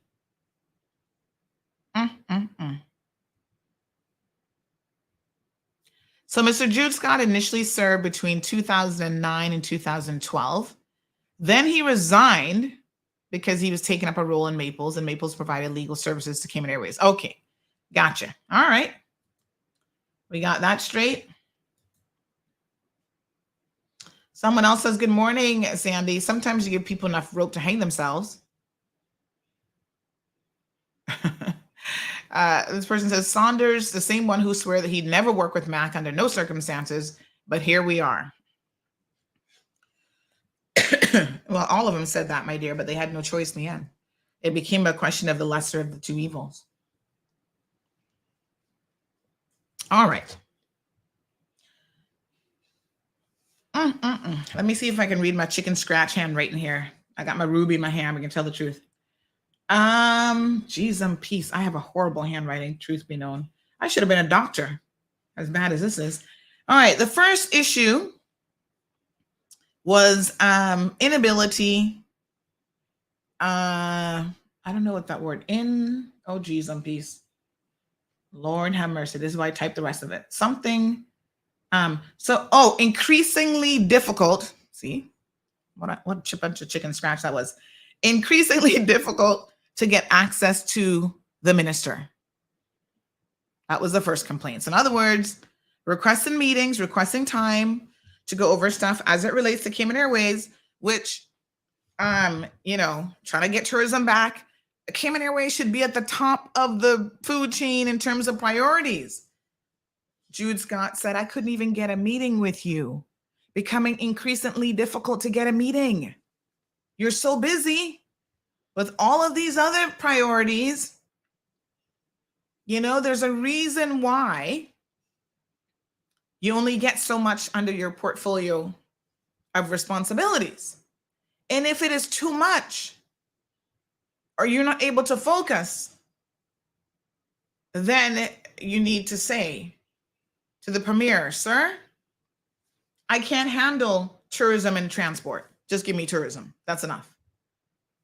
Because under each one of those headings, you have tons of different boards and responsibilities, departments, agencies. So maybe it was too much. I don't know. All I know is Jude Scott said it's becoming increasingly more difficult to get access to you. And this is creating a problem. Because in the mind of Jude Scott, no doubt, the lack of access to the person who needs to understand what you're trying to do and give you the resources to be able to do it means that you're going to fail if you can't even get an audience with that person. That's important. The next major concern, and this was just the introductory paragraphs, by the way. He then went on to lay out point 1, 2, 3, 4 of very, very specific things that he wanted to address. Woo, honey, chill. Miss Stacy, I might need another cup of tea this morning, honey, chill. This one's soon finish. Instructing. By the way, before I had to utilize my detective skills to get the letter, I did email the ministry and requested a copy of the letter. Well, y'all know I ain't got a response to that. All know I got ignored as usual. FOI is a farce, by the way. They tell you, go through FOI because they know it takes 30 days for them to even say, oh, yes, we're going to give it to you or not. A month later. And then by then, it's not even topical anymore. Who gives a shit? And if it is, then they'll come up with excuses why they can't give it to you. They'll try to redact everything where it makes no sense. So I emails them. Can I please get a copy of this letter? They ignore me and don't respond. That's okay, honey child. I don't need you. I got my detective fingers on it. So here we go. Instructing other board members without my knowledge. Jude Scott, folks, is or was the chairman of the board. You do not go behind his back and speak to other board members about any Cayman Airways policy, directives, what you're going to do about anything in the business of the airline business that impacts them. You go through the board chairman, who then will have meetings with the rest of the board members. So you're not even this is a complete lack of respect. Listen, I don't have no reason not to believe Jude Scott. Like I said, he's an upstanding man. Instructing other board members without his knowledge. That is so disrespectful. And I feel like it also runs afoul of some kind of law in terms of how boards are supposed to operate. You do not do this. He goes on to say, announcing policy decisions such as dual destination tourism, which we're going to get here in a second because I don't even know what the hell that is. But we'll talk about it. Without engaging Jude Scott or the full board for them to consider it, advise on possible implications. So you're making policy decisions that will directly impact Cayman Airways. You don't tell them about it. No courtesy. You're just going to go on a talk show. I don't even know where this was announced. Was it on a talk show? Was it just a press? I don't even know. So you just go out there and announce it. And the Cayman Airways folks are going, this is going to impact us and we know nothing about it. Huh? Yep. That's how it went down. Okay. We're going to talk about in more detail exactly what Jude Scott says about this dual destination tourism thing here in a second.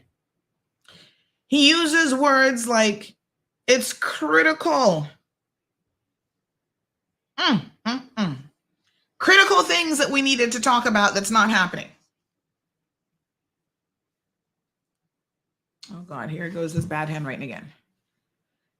Critical areas where advice and requests for advice and meetings do not appear to have been given proper consideration or actioned in a timely manner.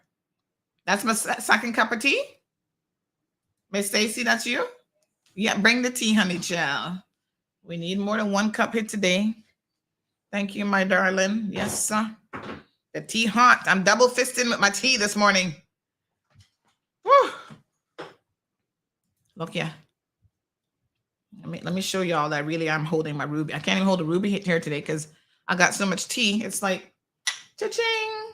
Oh, this one's nice and hot. Y'all see the steam? Can you see the steam coming out? Yeah, look at the steam.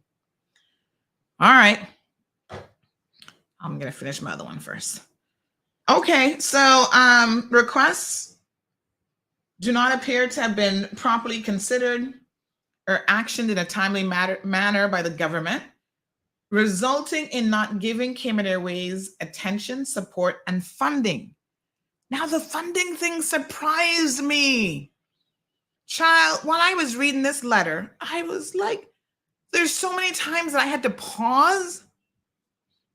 And I was taking my notes because I want to make sure it sunk in properly.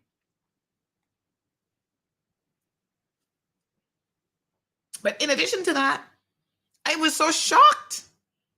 I was like, what?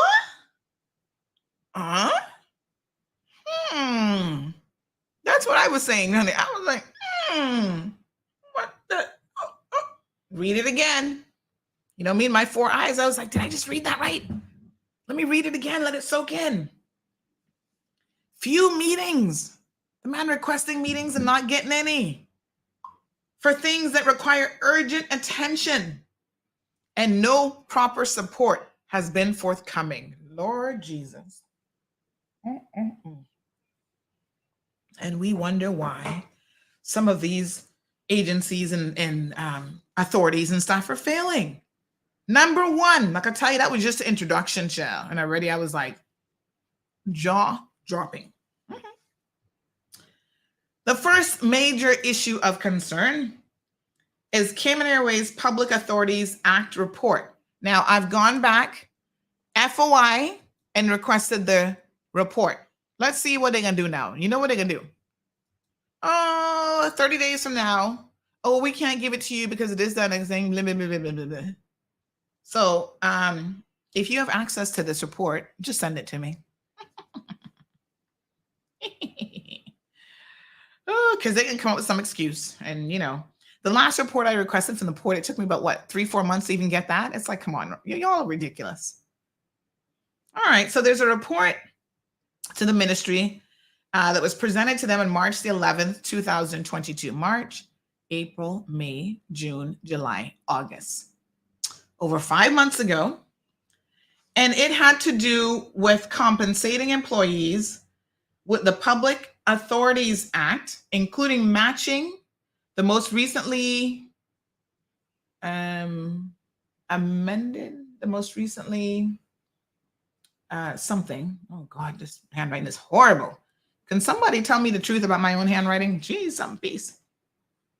The most recently announced, yes, civil service compensation increases.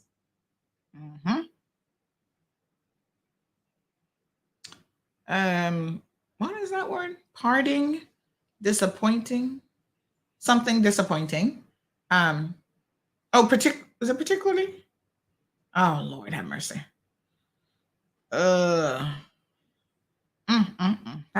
That's, oh God, my handwriting is horrid.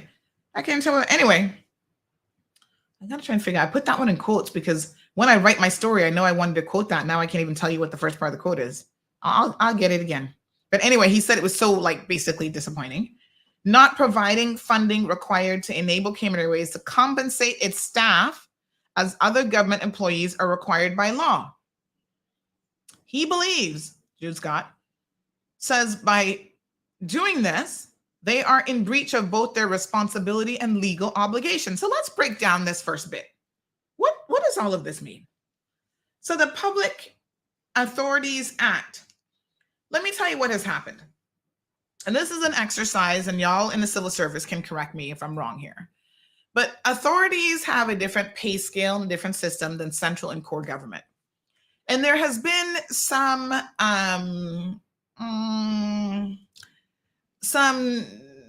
what's the word? Disparity between the two, right? So there are people who will say certain positions in the public authorities are out of balance with what civil servants are paid. So they're being paid way too much money for their directors and other people. We've discussed this before, ironically enough, in relation to the port. So with the last port director, they sought to correct, and that person got a decrease in pay. So Mr. Pearl Hurlston is back. When he was there the first time and left or got fired, truth, Ruby in her hand. What's the young man who took over from him again? Oh God, I can't remember his name now. I'm picturing him, I can't remember his name. But anyway, what the heck is his name? But when he took over, he got a pay cut of thousands of dollars because they were trying to fix this disparity in pay between certain authorities. Some heads of authorities are making more than the premier, making more than the people who are running the entire country. And this is the truth. So in recent years, they've undertaken this entire exercise of trying to compare all the jobs and authorities and line them up with what is existing in core government. Just 2 days ago, we see the HSA recently adjusted their R scale. So they went through the same exercise. And now they have raised the ceiling. So the people at the lowest end of the pay scale, which were the housekeepers, the porters, and non-emergency drivers, on the government scale, they were on the trainee scale based on what they were making. And they're not trainees. So what they've now done is they've made some adjustments and kind of brought that up or at least they're on the highest point, I think, of the R scale or whatever, 0.12 or whatever the heck they're calling it, right? But what Jude Scott is saying in his letter is, listen, you have not responded to this report in over 5 months. This is in order for us to be able to get the funding to compensate the employees in accordance with the Public Authorities Act. So if y'all work for Cayman Airways and maybe you haven't gotten any pay raises or whatever, this is why. The ministry has not been meeting with the board. The board can't just pull money out of thin air. They need it in the budget. And if they can't get it in the budget, then, they can't be paying people.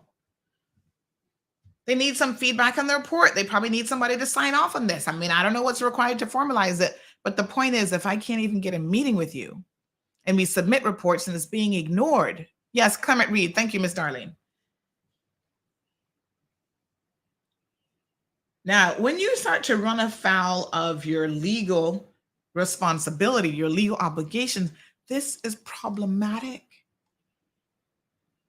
This is where you're going to force the premier, because he's the one who's going to have the brunt of all of this.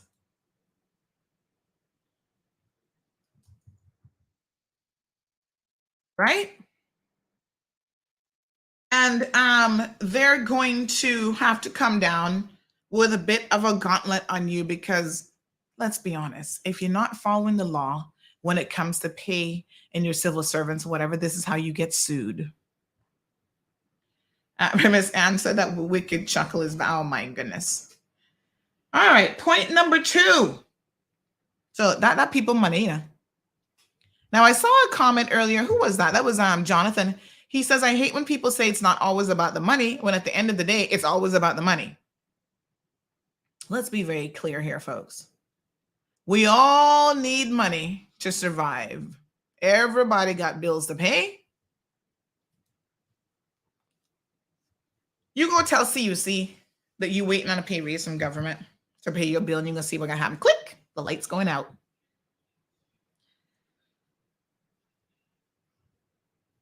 It's unfortunate because sometimes we complain about civil servants not working. Sometimes they're not motivated because they're not even getting a salary. Some of the, and I don't know if these guys fall under Cayman Airways or if they fall under CIAA. So I'm going to find that out, but I'll tell you a story here in a second. Good morning, caller. Welcome to the program. Good morning, Sandy. You got your Minister Ruby? Brian here. Minister Brian. Good morning, sir. I was just about to ask you if you got your ruby in your hand, honey child.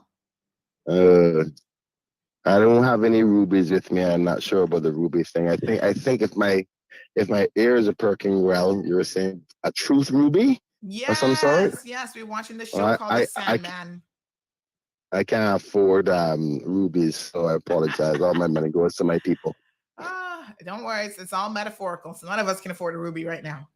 So, Minister, as you're aware, I am reading the letter that was presented to yourself. I'm listening ever so keenly. Okay. But I thought it'd be a good opportunity for me to call in. Yes. I was hoping that you didn't have to expose Mr. Jude's letter, but it is what it is. You have it, and I guess good to your investigative skills, as you call it. So let's address the concern that you highlighted. Yeah. Particularly the one about the finances. Can I ask you a question first? Does it make sense for me to continue, because our listeners are very keen to hear the entire contents of the letter, and for organizational purposes, would it make sense for me to continue? Because there's quite a bit in the letter. I mean, I've only gotten through point 1. And then I've definitely read it. So, it like you said, it has 4 main points, and if you want to go into the finer details and add your narrative to it, which you always do, that's up to you. But I think it's just, we can summarize the 4 points, and I can respond to them individually. No, but I want to go into them in detail. So I don't want to summarize them.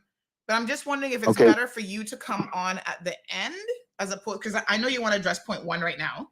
But should I'm thinking I go through all 4 points and then you come on and address all 4 points. I think that might make more sense if you know what I'm saying, just from an organizational. I am honestly speaking, I'm not sure if I'm going to be able to stay on that long. Okay, all right. Because well, you've been so yeah, all right. Well, it depends on how long that's going to take. I think there's a summary there enough for you to go through that you can give them the picture, and then if you want to add to it after, that's fine. So I think the first 2 points you were talking about was availability and then pay for the Cayman Airways staff.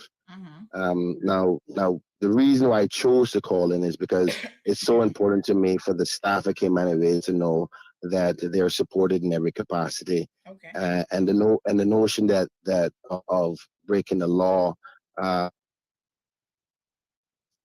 is a very subjective one from the perspective of there's financial obligations in respect to that, which we know where we're at financially. But the law does talk about getting all authorities, all government-owned companies on par with the civil service. And that's a process that all of them are going through. So every minister and every government department is trying to do that. Not government department, government-owned company are trying to do authorities, right? So and it has a lot of financial commitments to it. I mean, we're talking about potentially in the hundreds of millions of dollars.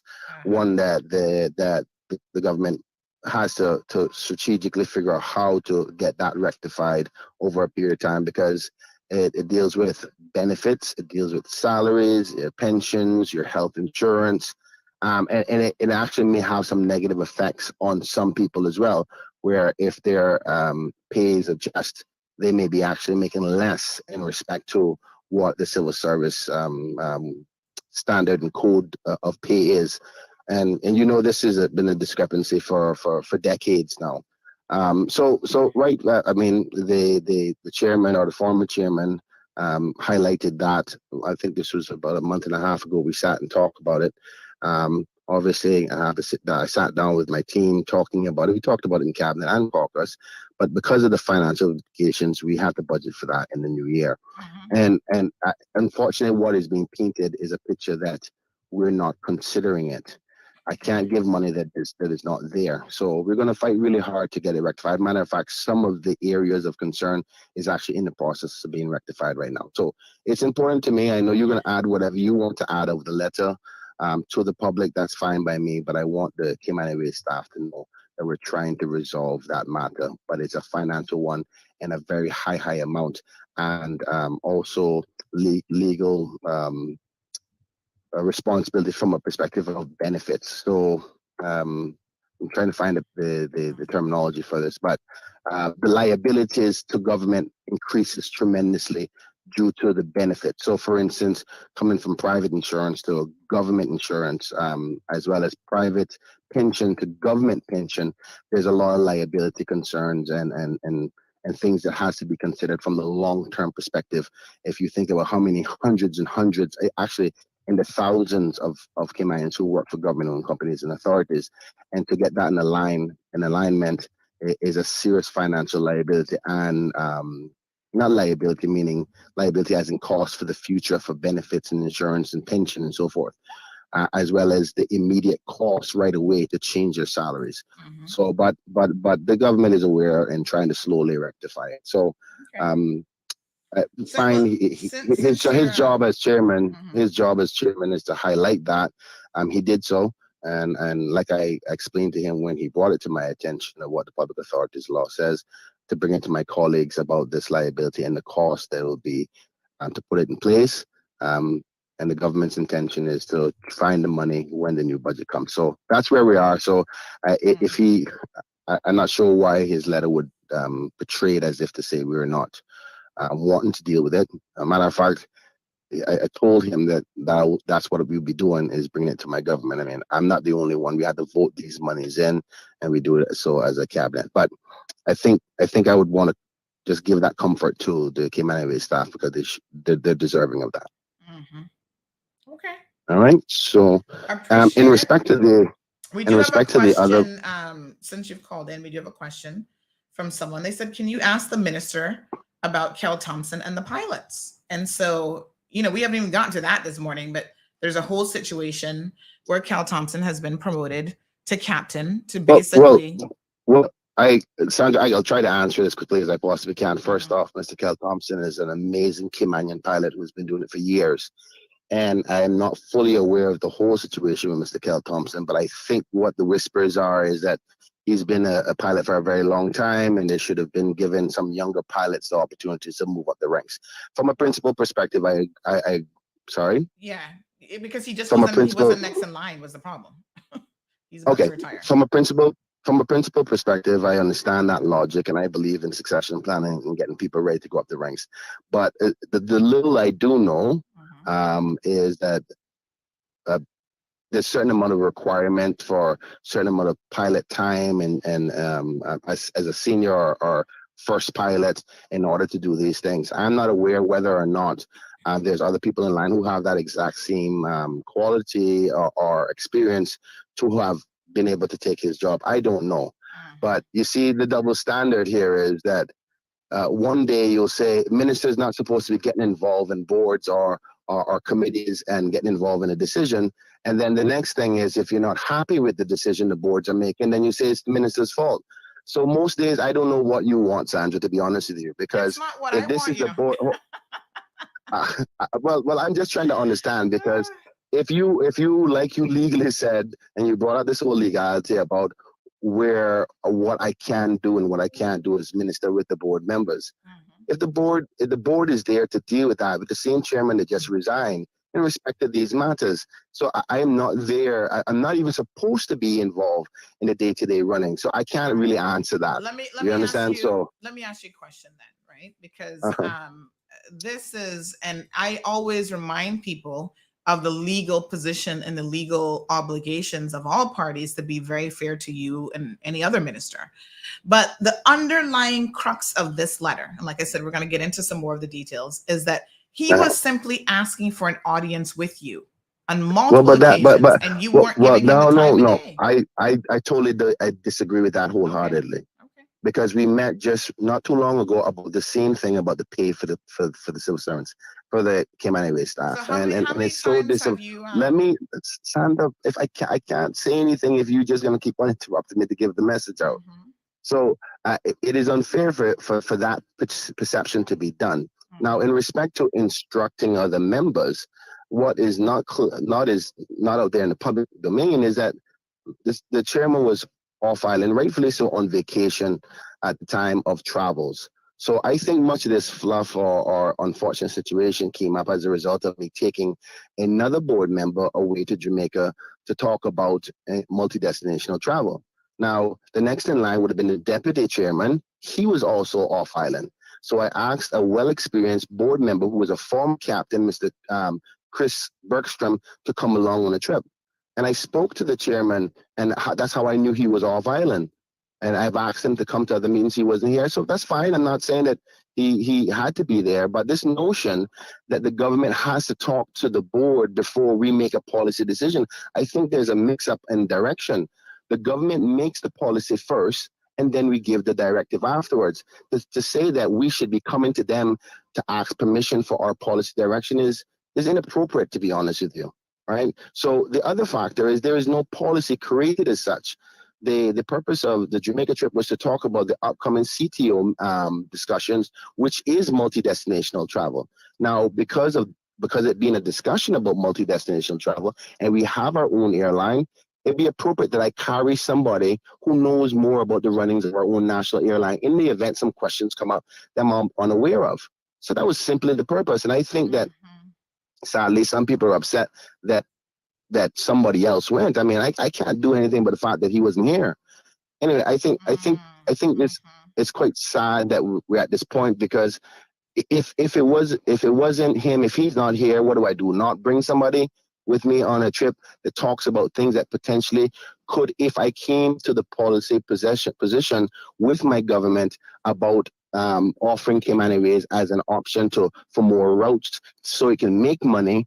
What am I supposed to do? Not bring anybody because he wasn't here? I don't understand what that is about. But anyway, I'm not really wanting to make it petty. But if the letter in itself by itself is left out there to the public, it's going to seem quite silly. What I'm going to do is actually get a list of times where I've talked to him, or went to the board and heard concerns. That was what I was going to ask you is how many meetings have you had with him in the past year?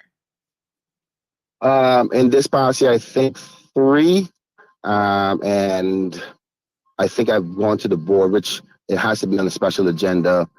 Twice I've met with the board. I've met with them recently as a result, also because of his resignation, but not in a formal board meeting, because I'm not allowed to be in there unless it's under special circumstance, just to hear whatever the minister says.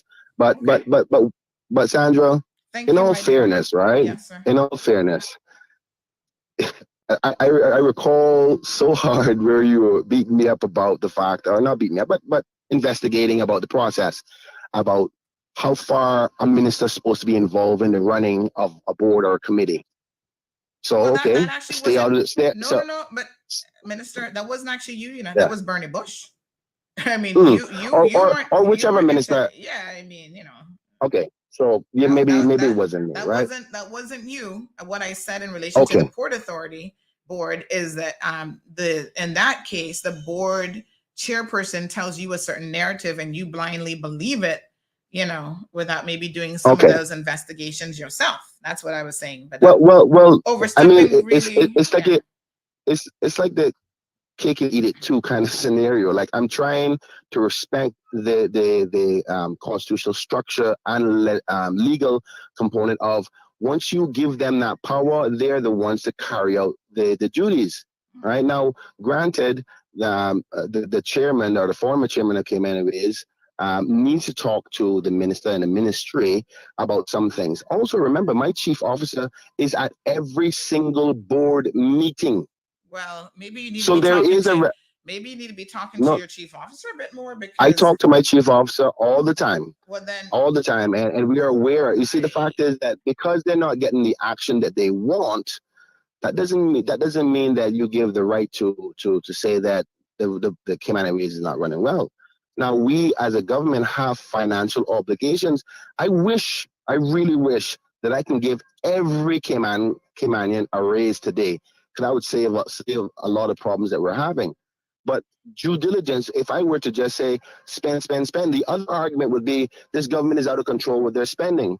We have a budget for this year, and we are mindful of these legal obligations as to the Public Authorities Act, and we're trying to resolve them. And I'm not the only minister with this concern and this problem.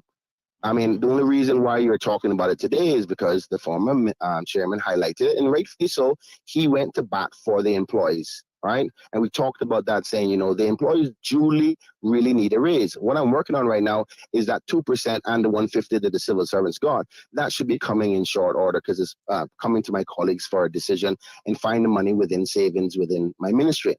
But the long-term elements is very costly, from insurance, from pension, and salaries. And we're talking about over $100 million and more cost to government when we get to all the government companies, all the authorities to get it adjusted.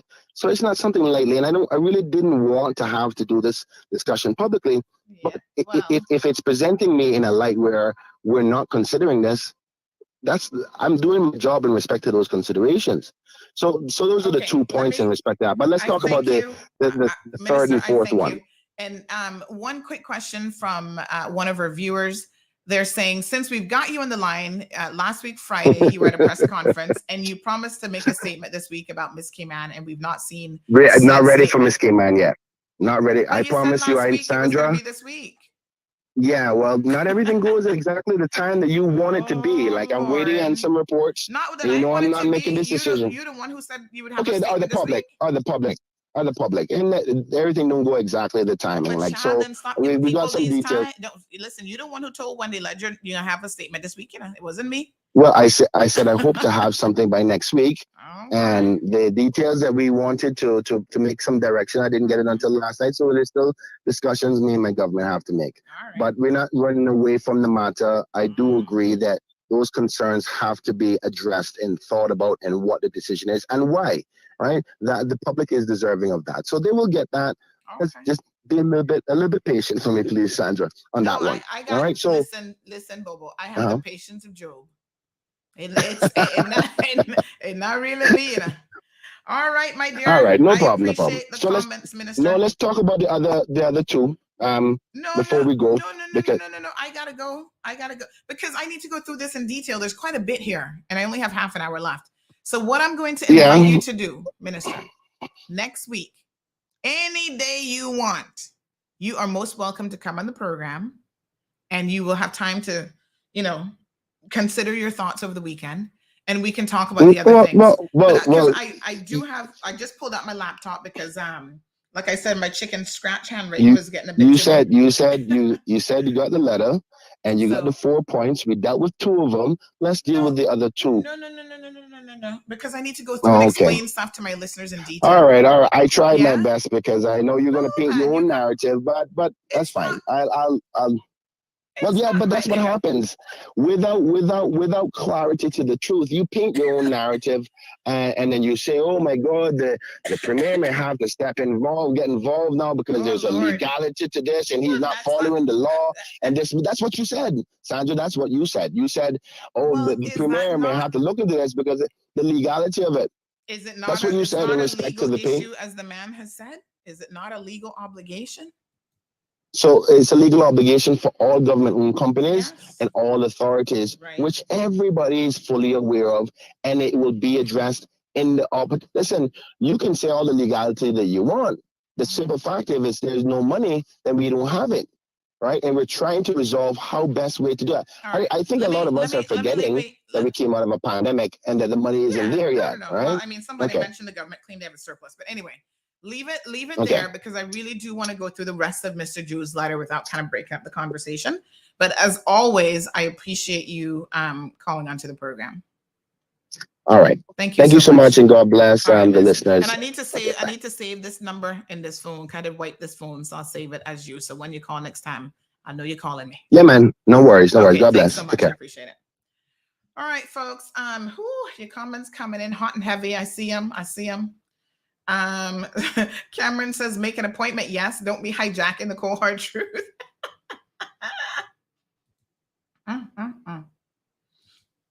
Y'all are so feisty on a Friday. Please cut him off. No, minister, let Sandy finish dumping the hoot to frighten. Somebody else says he's still on. Sabrina says he sounds desperate. Jim says not his time. These people in power need to listen. Oh my God, y'all are not easy today. Well, this is what happens when you listen to the cold hard truth. You find your own truth in life and you start to say, hold on a second. It's not your time this morning, Bobo. It's the cold hard truth. Listen, the minister can come on next week. We'll book him an entire show where he can address all this. But yes, we need to finish. So number 2, we can't hang up on the minister, Kev. We gotta mind our manners now. Anthony says, wasn't the government boasting about a massive surplus? Listen, I'm no financial guru, but when I heard the word surplus, that means that you have some money. And so, I don't understand what's going on here. You can't meet your legal obligation because you don't have the money? That's no excuse. If somebody take you behind the court and they say, as a company, you're not paying me in accordance with the law, it don't make no difference that you claim you not got no money. You better find that money. Y'all heard what Rihanna said last week, Friday on the show. You better find my money. Moving on to point number 2. So everybody got number 1 crystal clear? And yes, the minister was throwing a little bit of shade. I saw your comments like, oh, he's throwing shade on you when he says you add your narrative. Yes, that is called shade. And for those of you who listen to the program, maybe some of our British friends who have no idea what shade is, it's a bit of an American colloquial term. And it means somebody throwing shade at you. They're trying to be shady, but people just say they're throwing shade. So yes, he made the comment that I add my own narrative to it. That is throwing shade. But guess what? Throw all the shade you want. It don't make no difference. We got our proverbial Ruby this morning, and we will continue with the truth telling. It's not shade to say if you're not meeting your legal obligations, which is what Mr. Jude Scott's letter said. I'm only telling you what the letter said.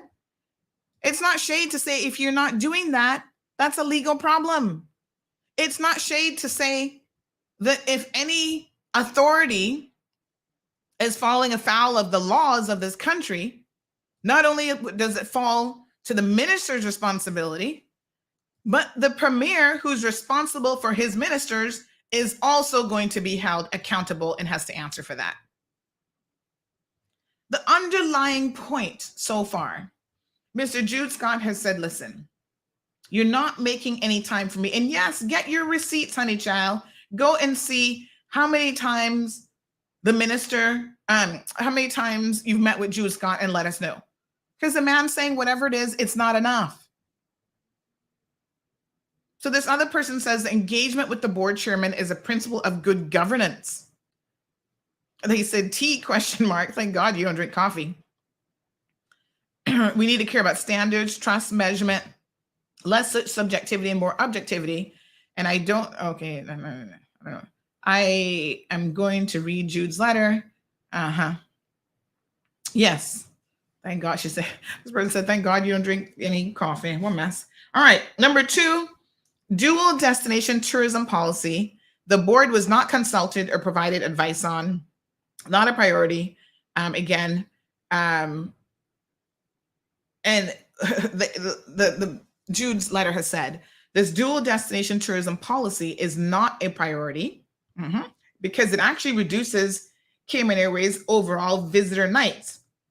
Now, this is interesting because I was even sure that I understood what this dual destination tourism policy even is. So I'm going to try to explain it to y'all the best I can because I haven't really seen any sort of a official statement on this. So I don't really know. Let me just message Chuck to see if we can go into overtime just by about 10 minutes this morning because I got an appointment, honey child, to see the doctor today, my little pain management specialist. So if I can get a little bit of overtime on the radio, can I get some overtime this morning? Not much because I got things to do. Okay. Sorry. So this dual destination, this again is a result of going to Jamaica and I guess talking with Jamaican authorities or whoever, I don't know who came up with this brilliant idea, that we wanted to get in bed with Jamaica as it relates to tourism. So the idea is we essentially help people to get to Jamaica. And by helping them to get to Jamaica, we're like, okay, come to the Cayman Islands. You might spend 1 or 2 nights here. And then your eventual destination and your real vacation is actually going to be in Jamaica. I'm a little bit confused though, because let me read you what the letter says, and then I think we can break it down. So Mr. Scott says that this should not be a priority. Shortening visitors' stay to the Cayman Islands or redirecting prospective Cayman visitors to another country. The focus should be, Cayman should be a destination, not a stopover hub for visitation to other countries. Thank you, El Rey, for the formal definition of throwing shade. It says publicly criticize or express contempt for someone. Yeah, we can take the shade, honey child, because we got one big spotlight. So he goes on to say that this dual destination strategy must involve an enhancement of visitation measures and visitor nights. So in other words, the way that you would if we adopted this policy, right? The way in which you even talk about your tourism numbers then has to be adjusted, because you'd be inflating your numbers to say, oh, this person came here. We have 1.5 million visitors for this quarter or whatever, when in fact, maybe 10% or 15% of those were actually these so-called dual destination people who are just using you as a hop, stop, and jump over to another destination. So obviously, Mr. Jude's position is this hasn't been thought through. And again, I'm interpreting his letter. I'm not trying to interject any criticism. That will come here in a second. At this point, what I'm understanding him to say is that this hasn't really been thought through properly, because you would have to change the very mechanism in which you even now keep and collate your data as it relates to tourism and your stayover visitors. He goes on to say that there's a risk of pursuing this dual destination policy, or the risk is that it is likely to have a devastating result for Cayman's tourism while primarily benefiting other countries' tourism destinations at the cost of Cayman's airlift that is underwritten by the Caymanian taxpayer. So in other words, what's the purpose of this? If you want more stayover tourists, you focus on your core marketing strategy for that.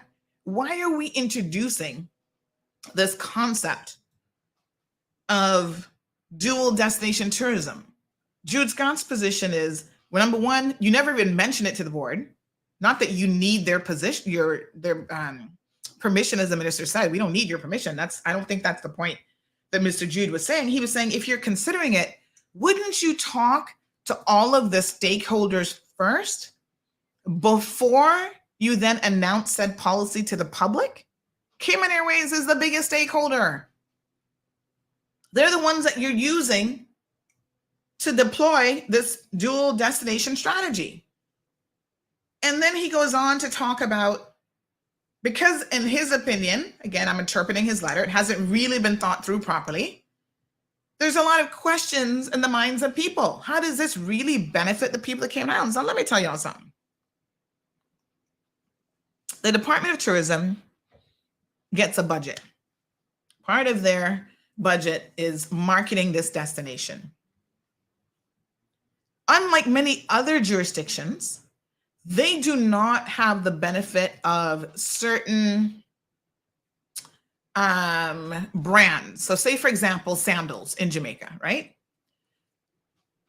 They're in Jamaica.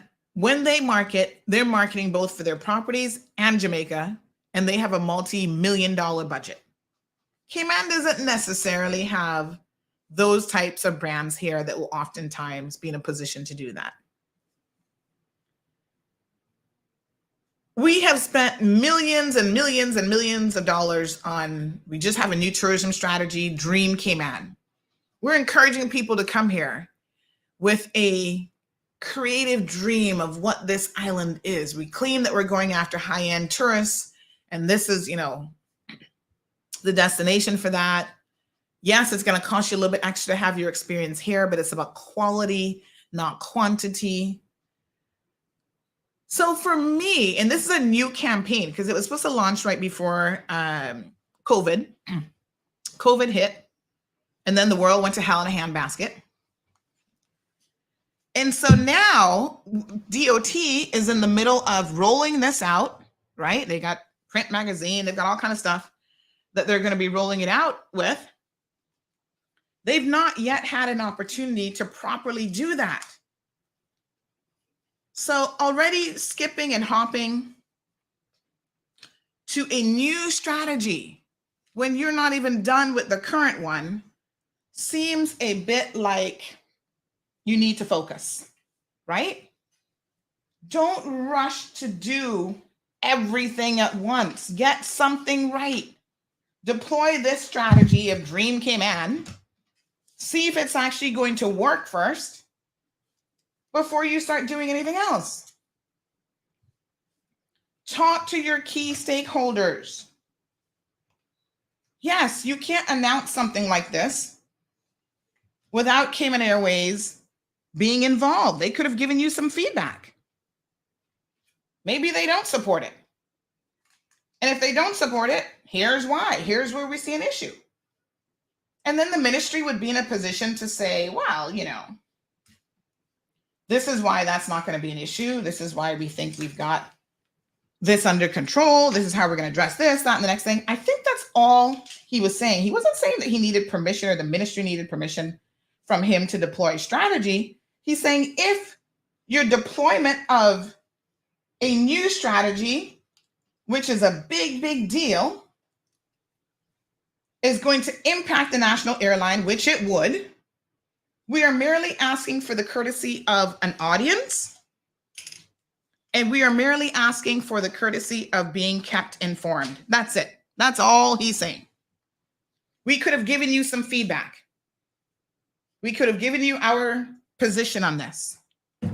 Now, if you don't care what the airline thinks, well, then, you know, that's one thing, I suppose. But I think it's a fair request, and I think it's a fair point. Scott says dual destination could be very positive for Cayman Islands tourism. Well, it's entirely possible.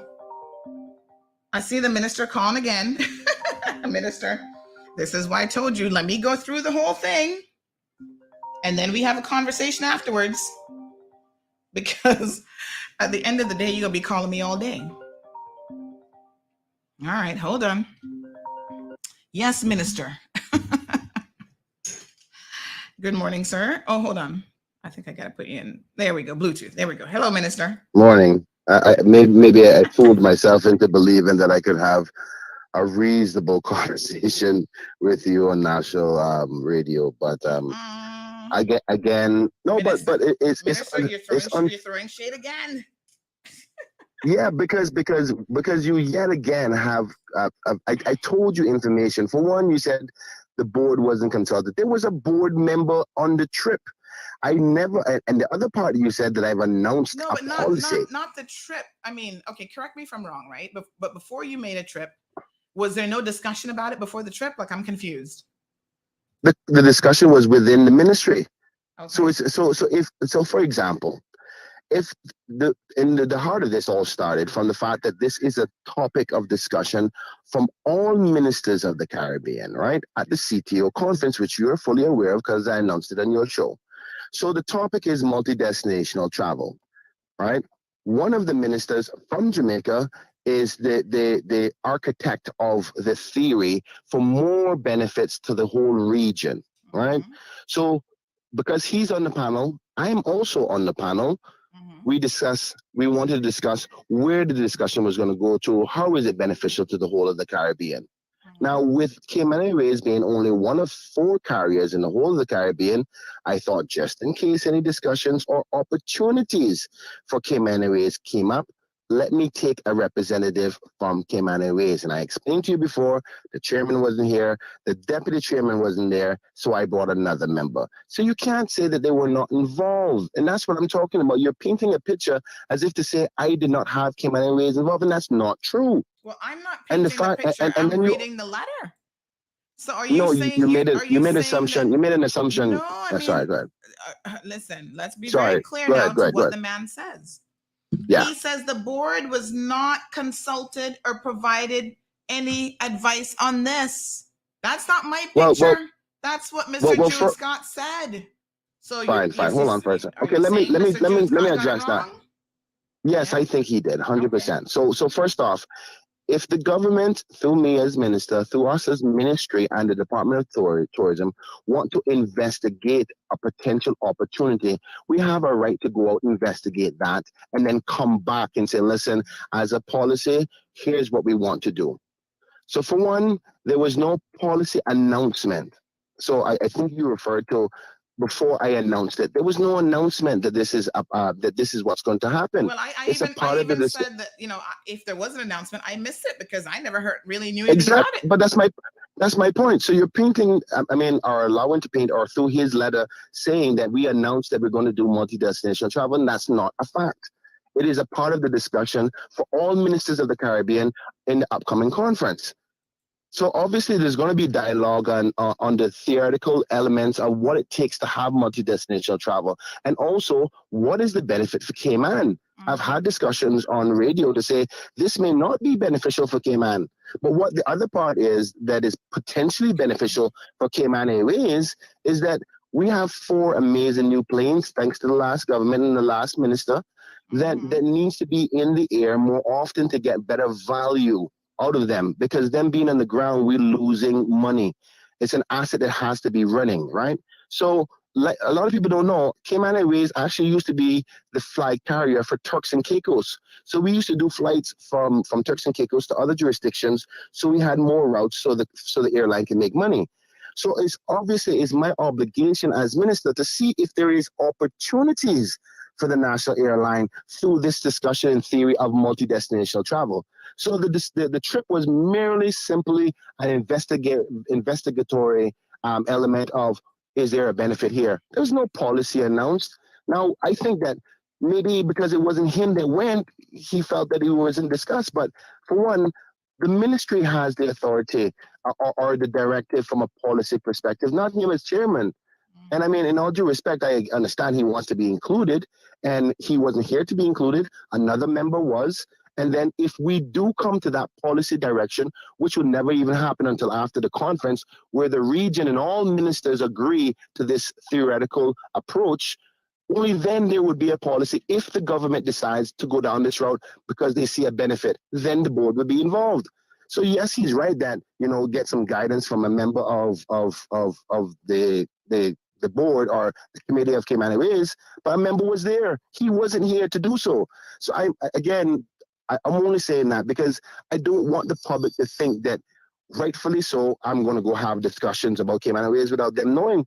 A board member was there, and a very qualified one, I dare say, because he wasn't just a regular board member, and I say that in the sense of he came with a background as a pilot at Cayman Airways for many decades. Can I so ask you? He would probably been then? Better suited than Jude himself. Sorry, go ahead. Let me ask you a question, right? If you start in your brain to hear discussions and you're starting to think about dual destination tourism, right?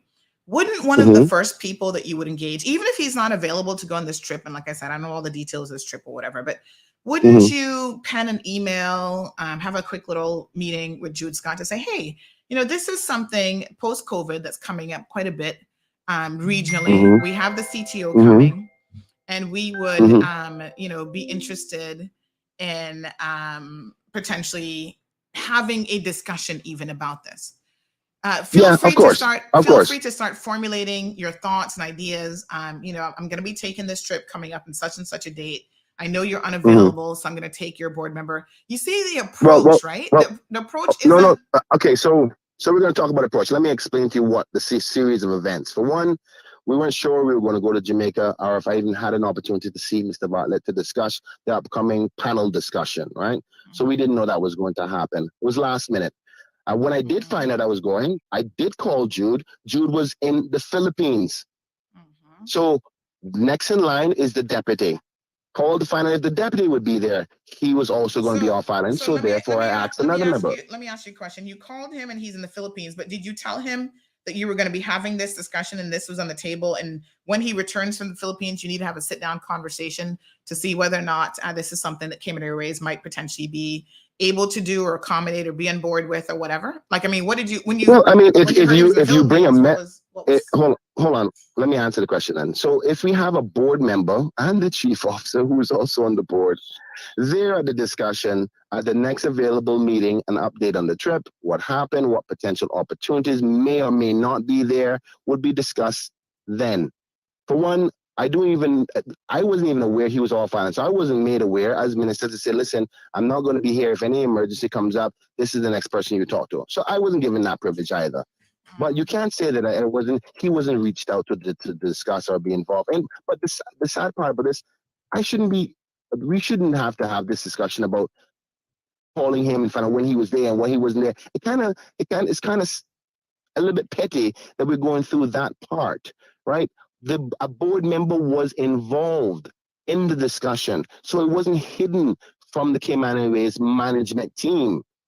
Unless you're suggesting that one of the board members, if the deputy, the chair and the deputy isn't available, that one of the board members couldn't go. He was the next most qualified person to go. Anyway, so I just one thing I wanted to make clear is there is no set policy about multi-destinational travel. The board, because I was confused myself. Exactly. So there was no announcement, like you rightfully said. You didn't see any because there's none.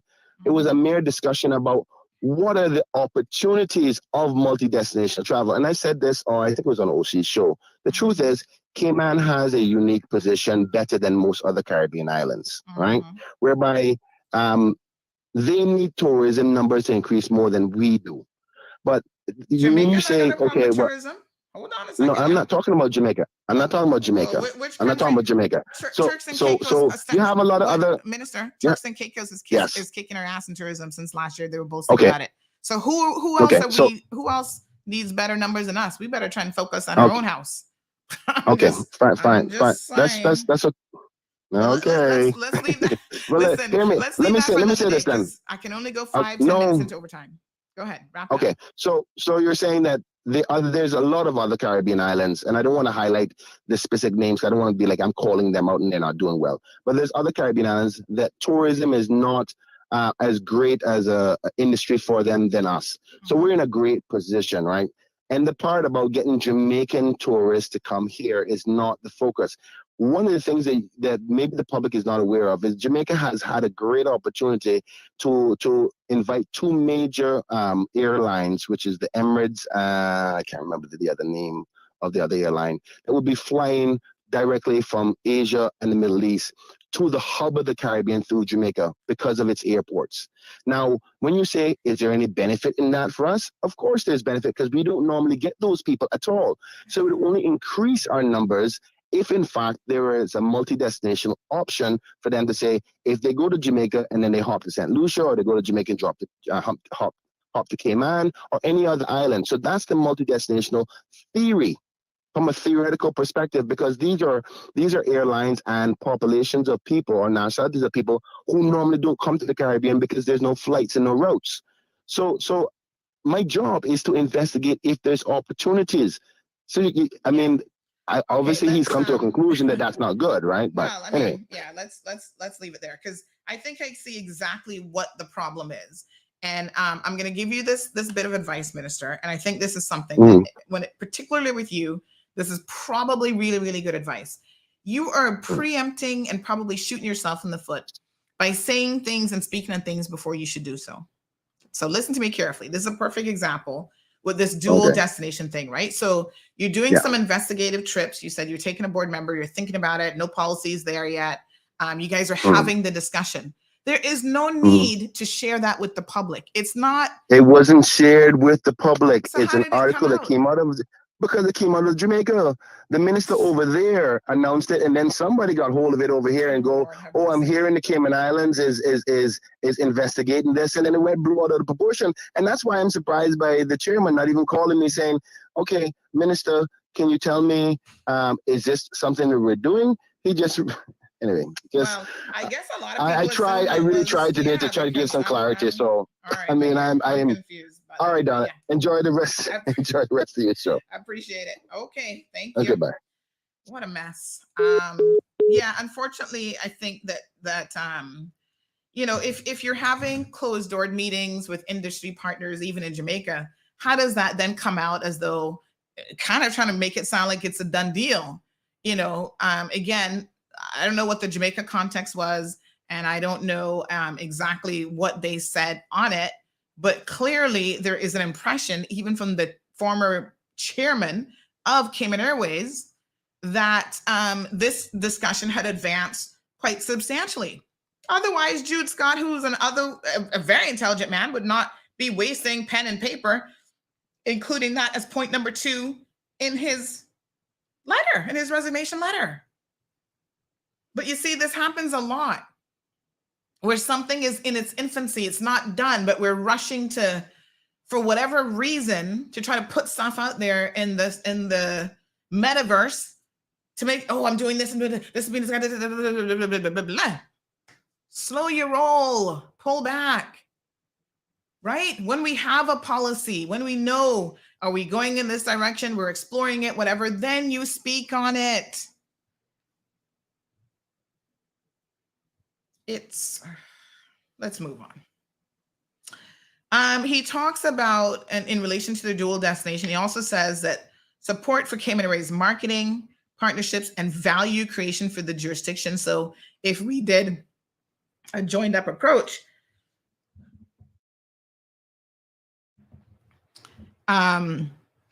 locally, we could be exploring some of those other options.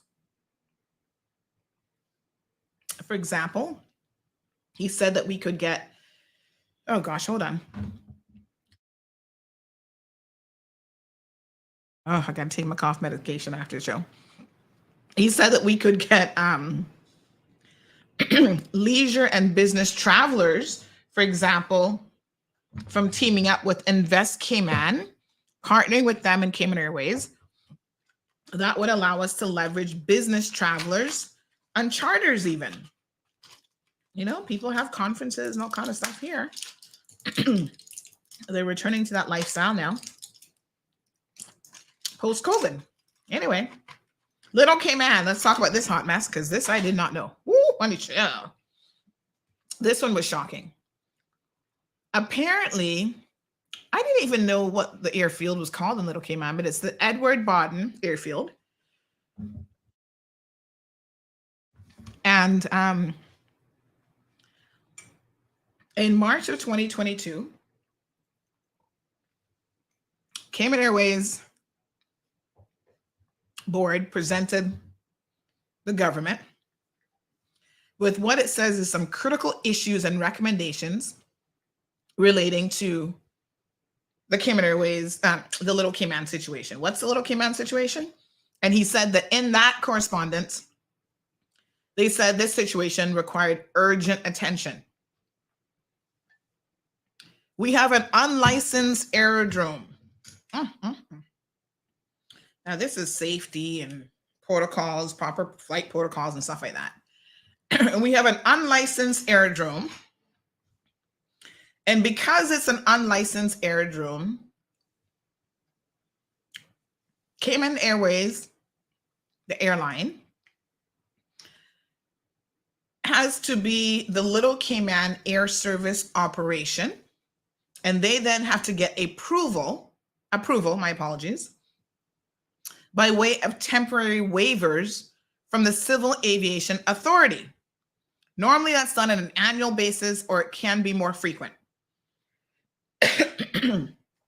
Right? If the waiver is not granted, Cayman Airways would have to stop operations into Little Cayman. Interesting. He goes on to say that the waiver places operational constraints plus restrictions on service to aircraft of 19 seats or less. So they can only use the Twin Otters, which accommodate 12 to 15 passengers per trip and their luggage. So to accommodate the luggage demand and 12 to 15 passengers. I didn't know any of this stuff about Little Cayman. I must tell you, this was educational. So because the government has not designated an aerodrome airport operator for Little Cayman, in absence of a designated one, they have to obtain this waiver. And it forces Cayman Airways to take on a quasi, however you want to pronounce it, air operator responsibilities, which really isn't what Cayman Airways is in the business of. They're not an they're not an airport operator. They're an airline. And there is a difference. Here's the other bit of shocking news. Most of the Little Cayman airstrip, the runway, sits on land that is not owned by the government. And what that means is that they're leasing the land, right? And a few months ago, the chief officer reported to the Cayman Airways board that research indicates that most of the land was not owned by government, and government does not have any current leases to operate an aerodrome on the properties. Again, it's a legality, but legalities are important. And folks, legalities can get you in trouble. Yes, that's commentary, because I know this for a fact. All right? Yes. Let me see what this person's sending me.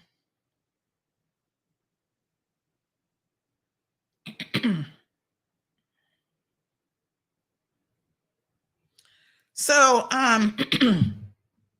that's a problem.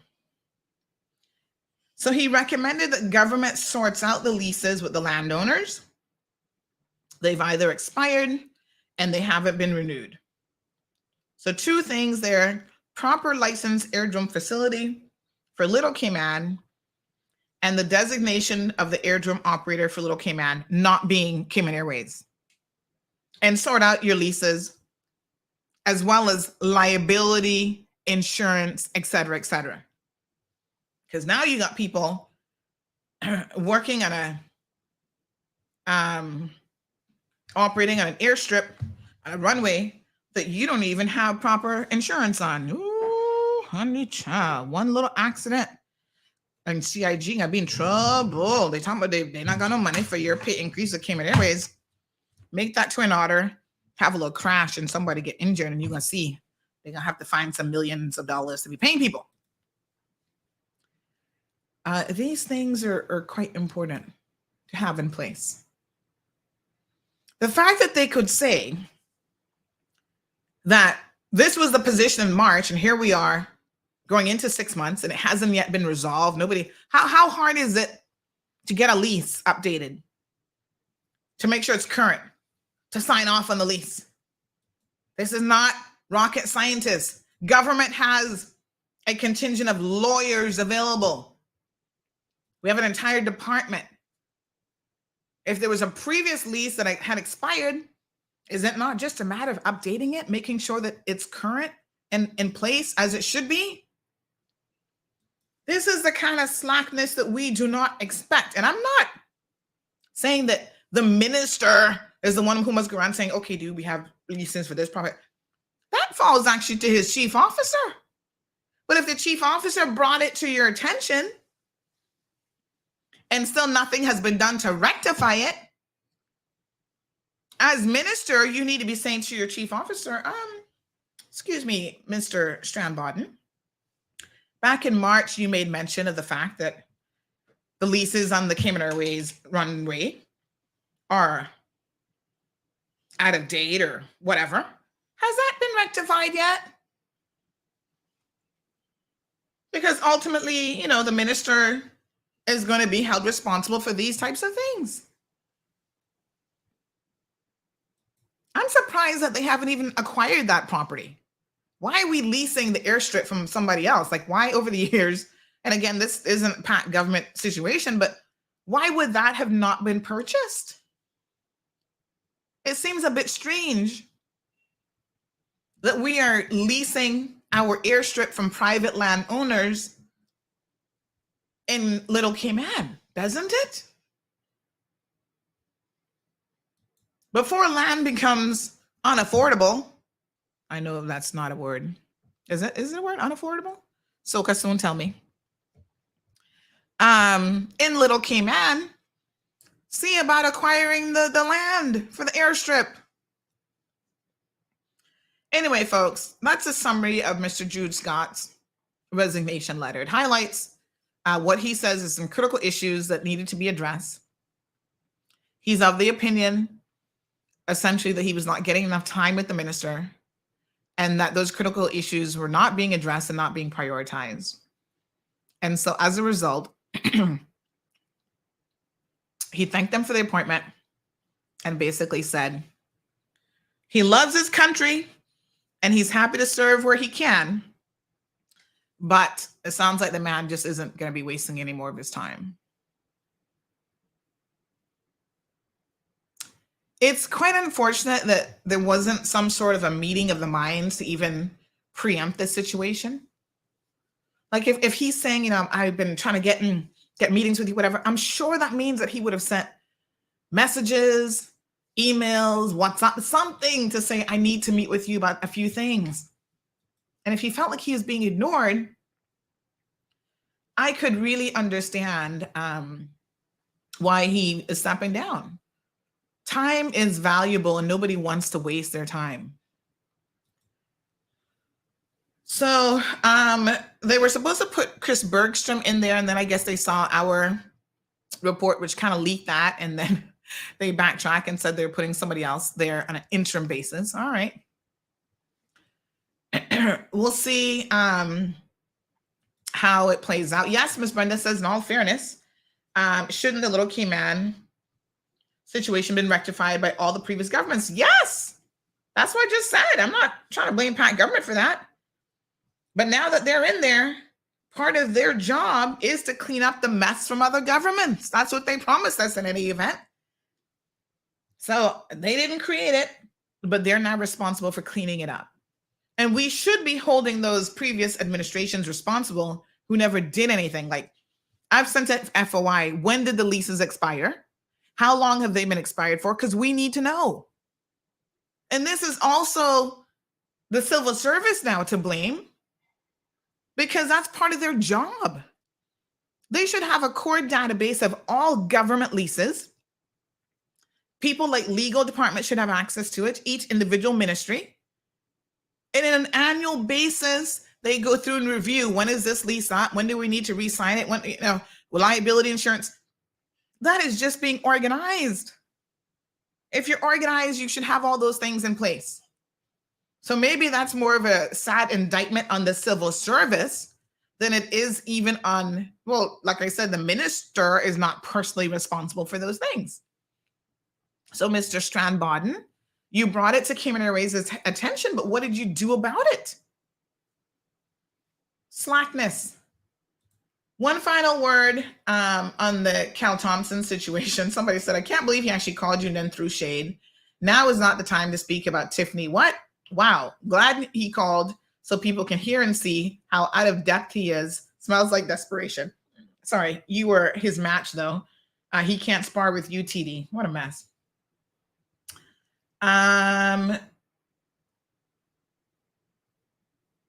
Yes. Okay, so we are in a little bit of overtime. So we might just cut the feed on Bobo. But listen, as it relates to the Cal Thompson situation, from all of the research that I've been able to do, and I've now sent them some questions as well, this is just a matter of, because I was thinking, was this a situation where he's going to get more benefits if he retires as a captain? Like, what's the point? No, it's just about optics. It's just about him being able to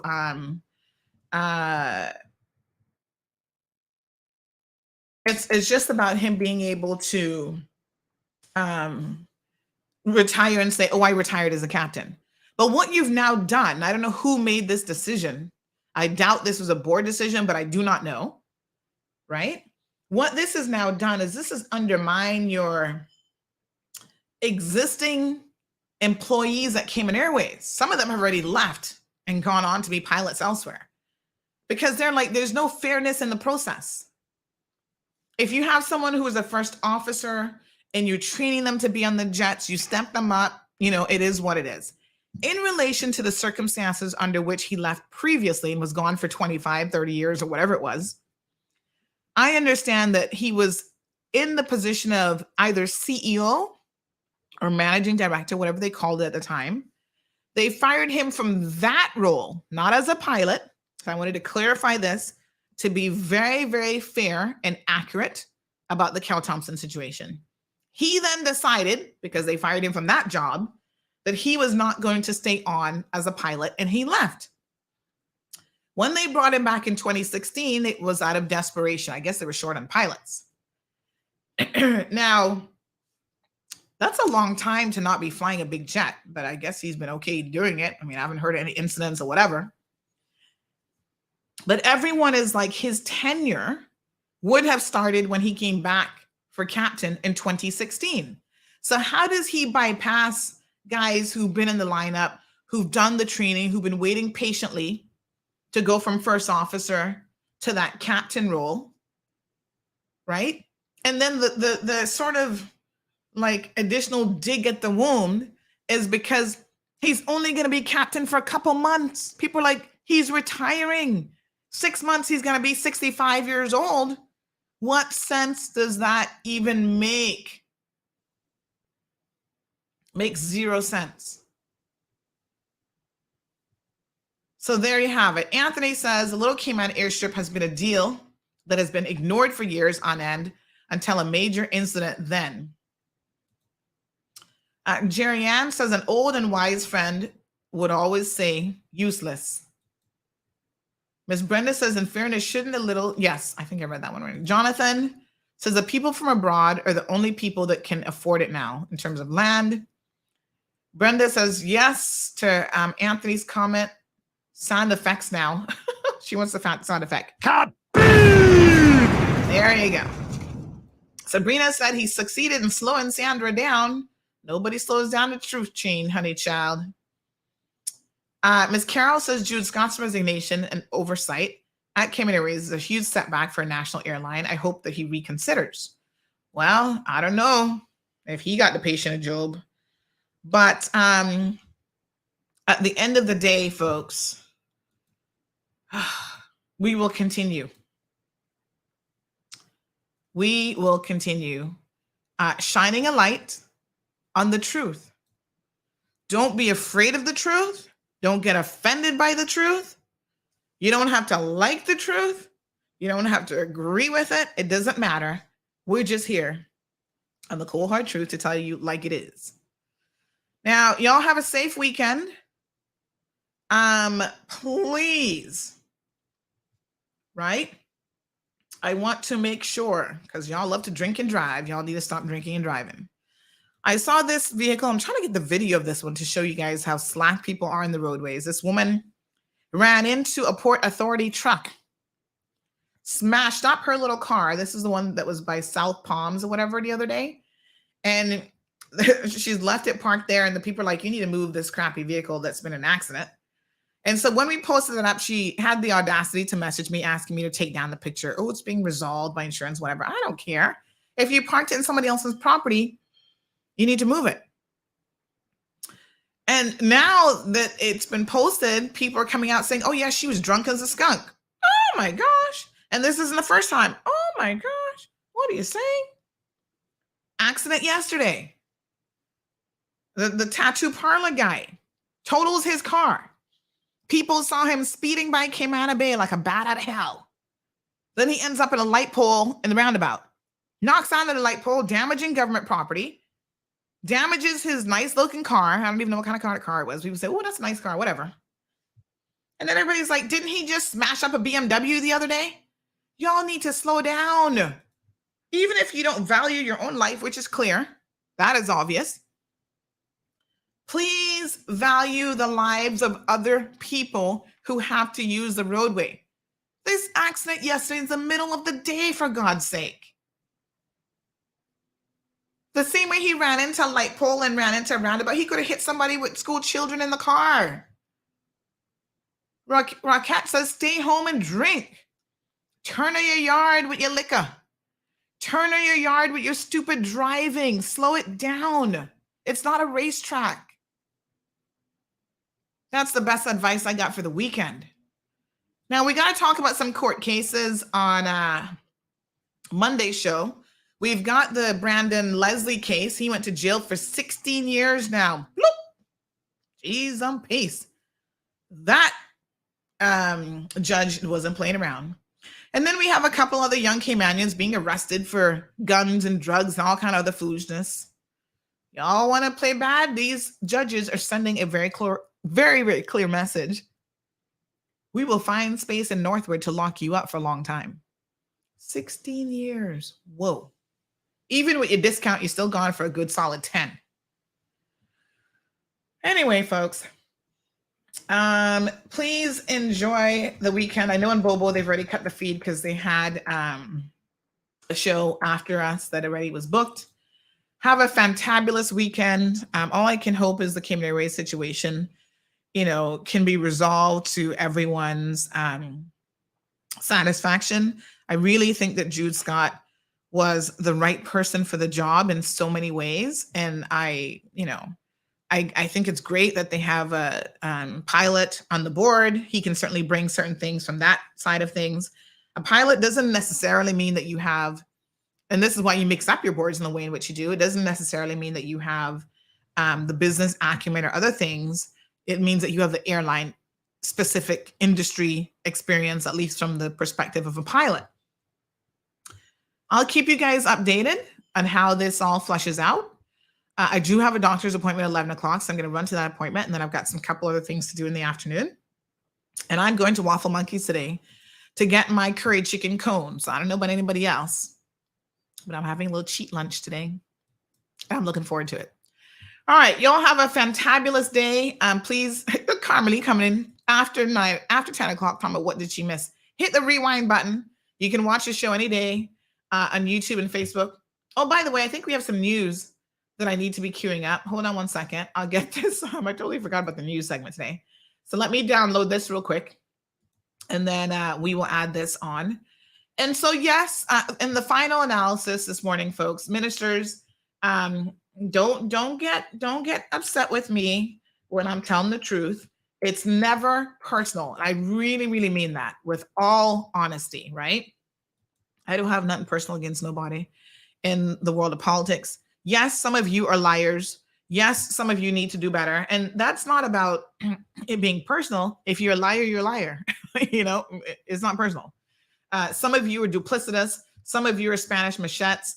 I have hope for this particular minister. I think that he is trying to do certain things, but there are missteps that are definitely happening. The other thing is we've got a confirmed case of dengue fever. So the day before yesterday, when I asked about it, my sources at Public Health said no, that was a rumor. Lo and behold, y'all know how what we says, Caymanians, if it don't go so, it go close to so. Lo and behold, it was true, and the person is on what we call it again? They're in isolation. It is an imported case. I don't have a whole lot of details about the individual. None that I suppose really matters. It is an imported case, so they have a travel history overseas. Just be careful now. We know the borders are open. Y'all traveling to and fro and whatever. So try to be careful. Mosquitoes do bite you. Put on your mosquito, put on your sunscreen, put on your mosquito and insect repellent, and try not to get bitten because these mosquitoes are like hell of a crazy. Debbie says, I left Cayman a couple of weeks ago. I have to try waffle monkeys when I return. Yes, girl. This is a Friday special today. Oh, the beautiful Miss Lisa. She says, where there is smoke, there is fire. Another very, very true Caymanian saying. I don't know if we invented it, but we say it all the time. Where there is smoke, there is fire, and you better believe it.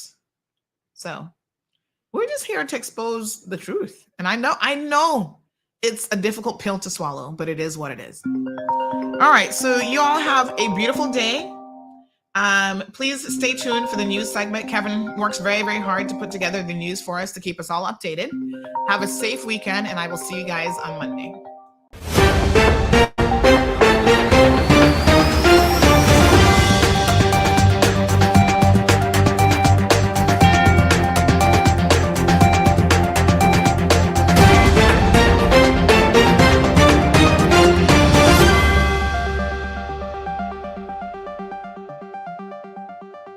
Hello, I'm Kevin Watler, and this is your CMR Daily Buzz.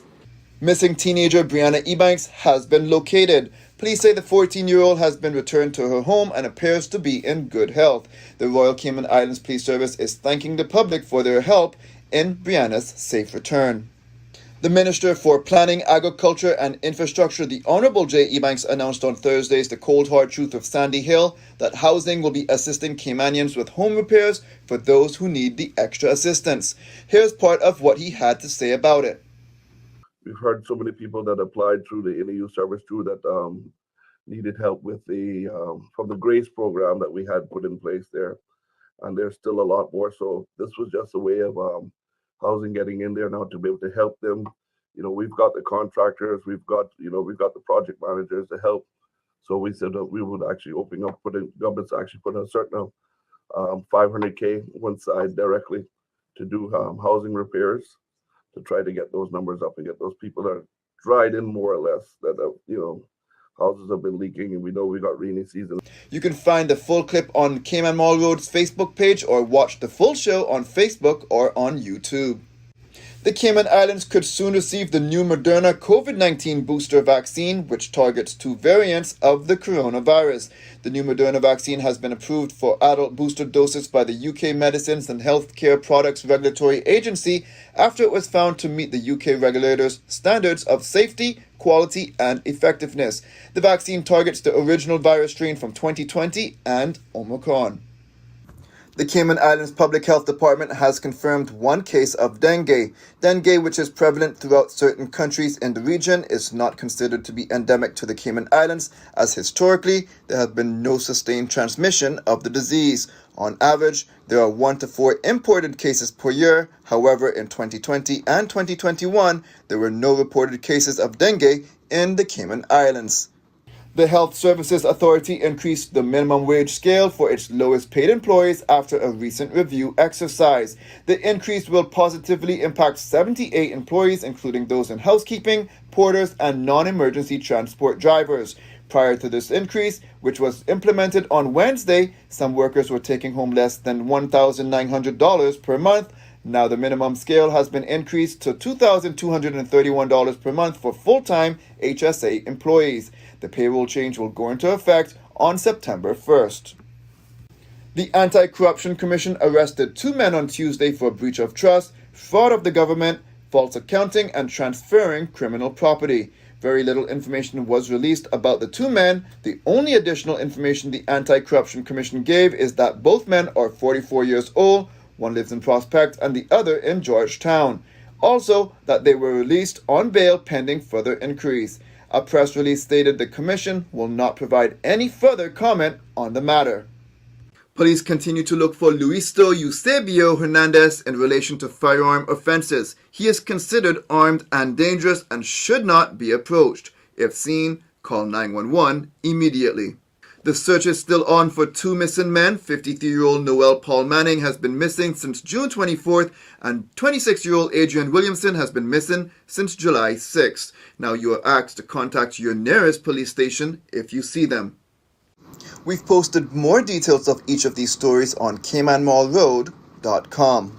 Now for a storm-ready Cayman update, it's brought to you by Home Gas. We continue to monitor a low pressure near the Windward Islands that is producing disorganized shower and thunderstorm activity. Now this system is expected to move westward over the next few days and enter the Caribbean Sea. Right now, the National Hurricane Center shows a low chance of development before the weekend, but environmental conditions could become more conducive for slow development once it approaches the Western Caribbean Sea next week. Now, please monitor this system and ensure you are ready should it develop and impact the Cayman Islands. Remember, we are approaching the time of year when the tropics usually become more active. Storm-ready Cayman updates are made possible thanks to Home Gas.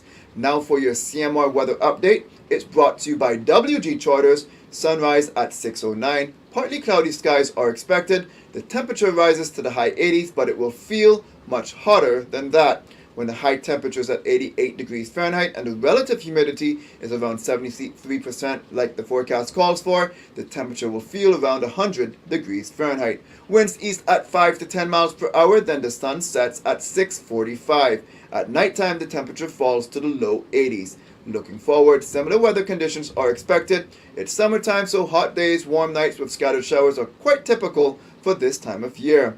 CMR weather updates are brought to you by WG Charters. They offer private boat trips for a great price, and we encourage you to support them. Now for some regional and international news.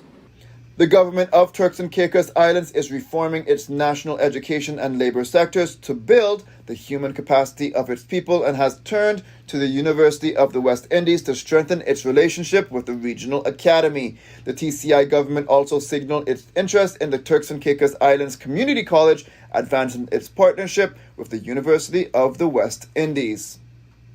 The executive chairman of Sandals Resorts International has expressed optimism about the state of recovery of the regional tourism industry and the prospects for the future. His optimism is underscored by the fact that the hotel chain recently opened its 16th resort in the region, Sandals Royal Curacao. The Sandals boss said this year has already exceeded 2019 occupancy levels and rates, and that September and October numbers are unlike any other the resort has seen before. Novak Djokovic will not play in the US Open as expected because he is not vaccinated against COVID-19 and thus is not allowed to travel to the United States.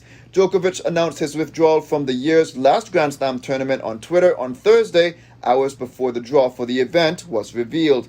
Djokovic is a 35-year-old from Serbia who owns 21 major championships, one behind Rafael Nadal for the men's record. Russian President Vladimir Putin on Thursday ordered the Russian military to increase the number of troops by 137,000 to a total of 1.5 million amid Moscow's military action in Ukraine. Russian media and non-governmental organizations say Russian authorities have sought to bolster the number of troops involved in the military action in Ukraine by attracting more volunteers, engaging private military contractors, and even offering amnesty to some prisoners in exchange for a tour of military duty. That's it for now on the Daily Buzz. Thank you for joining me. Please stay safe and God bless.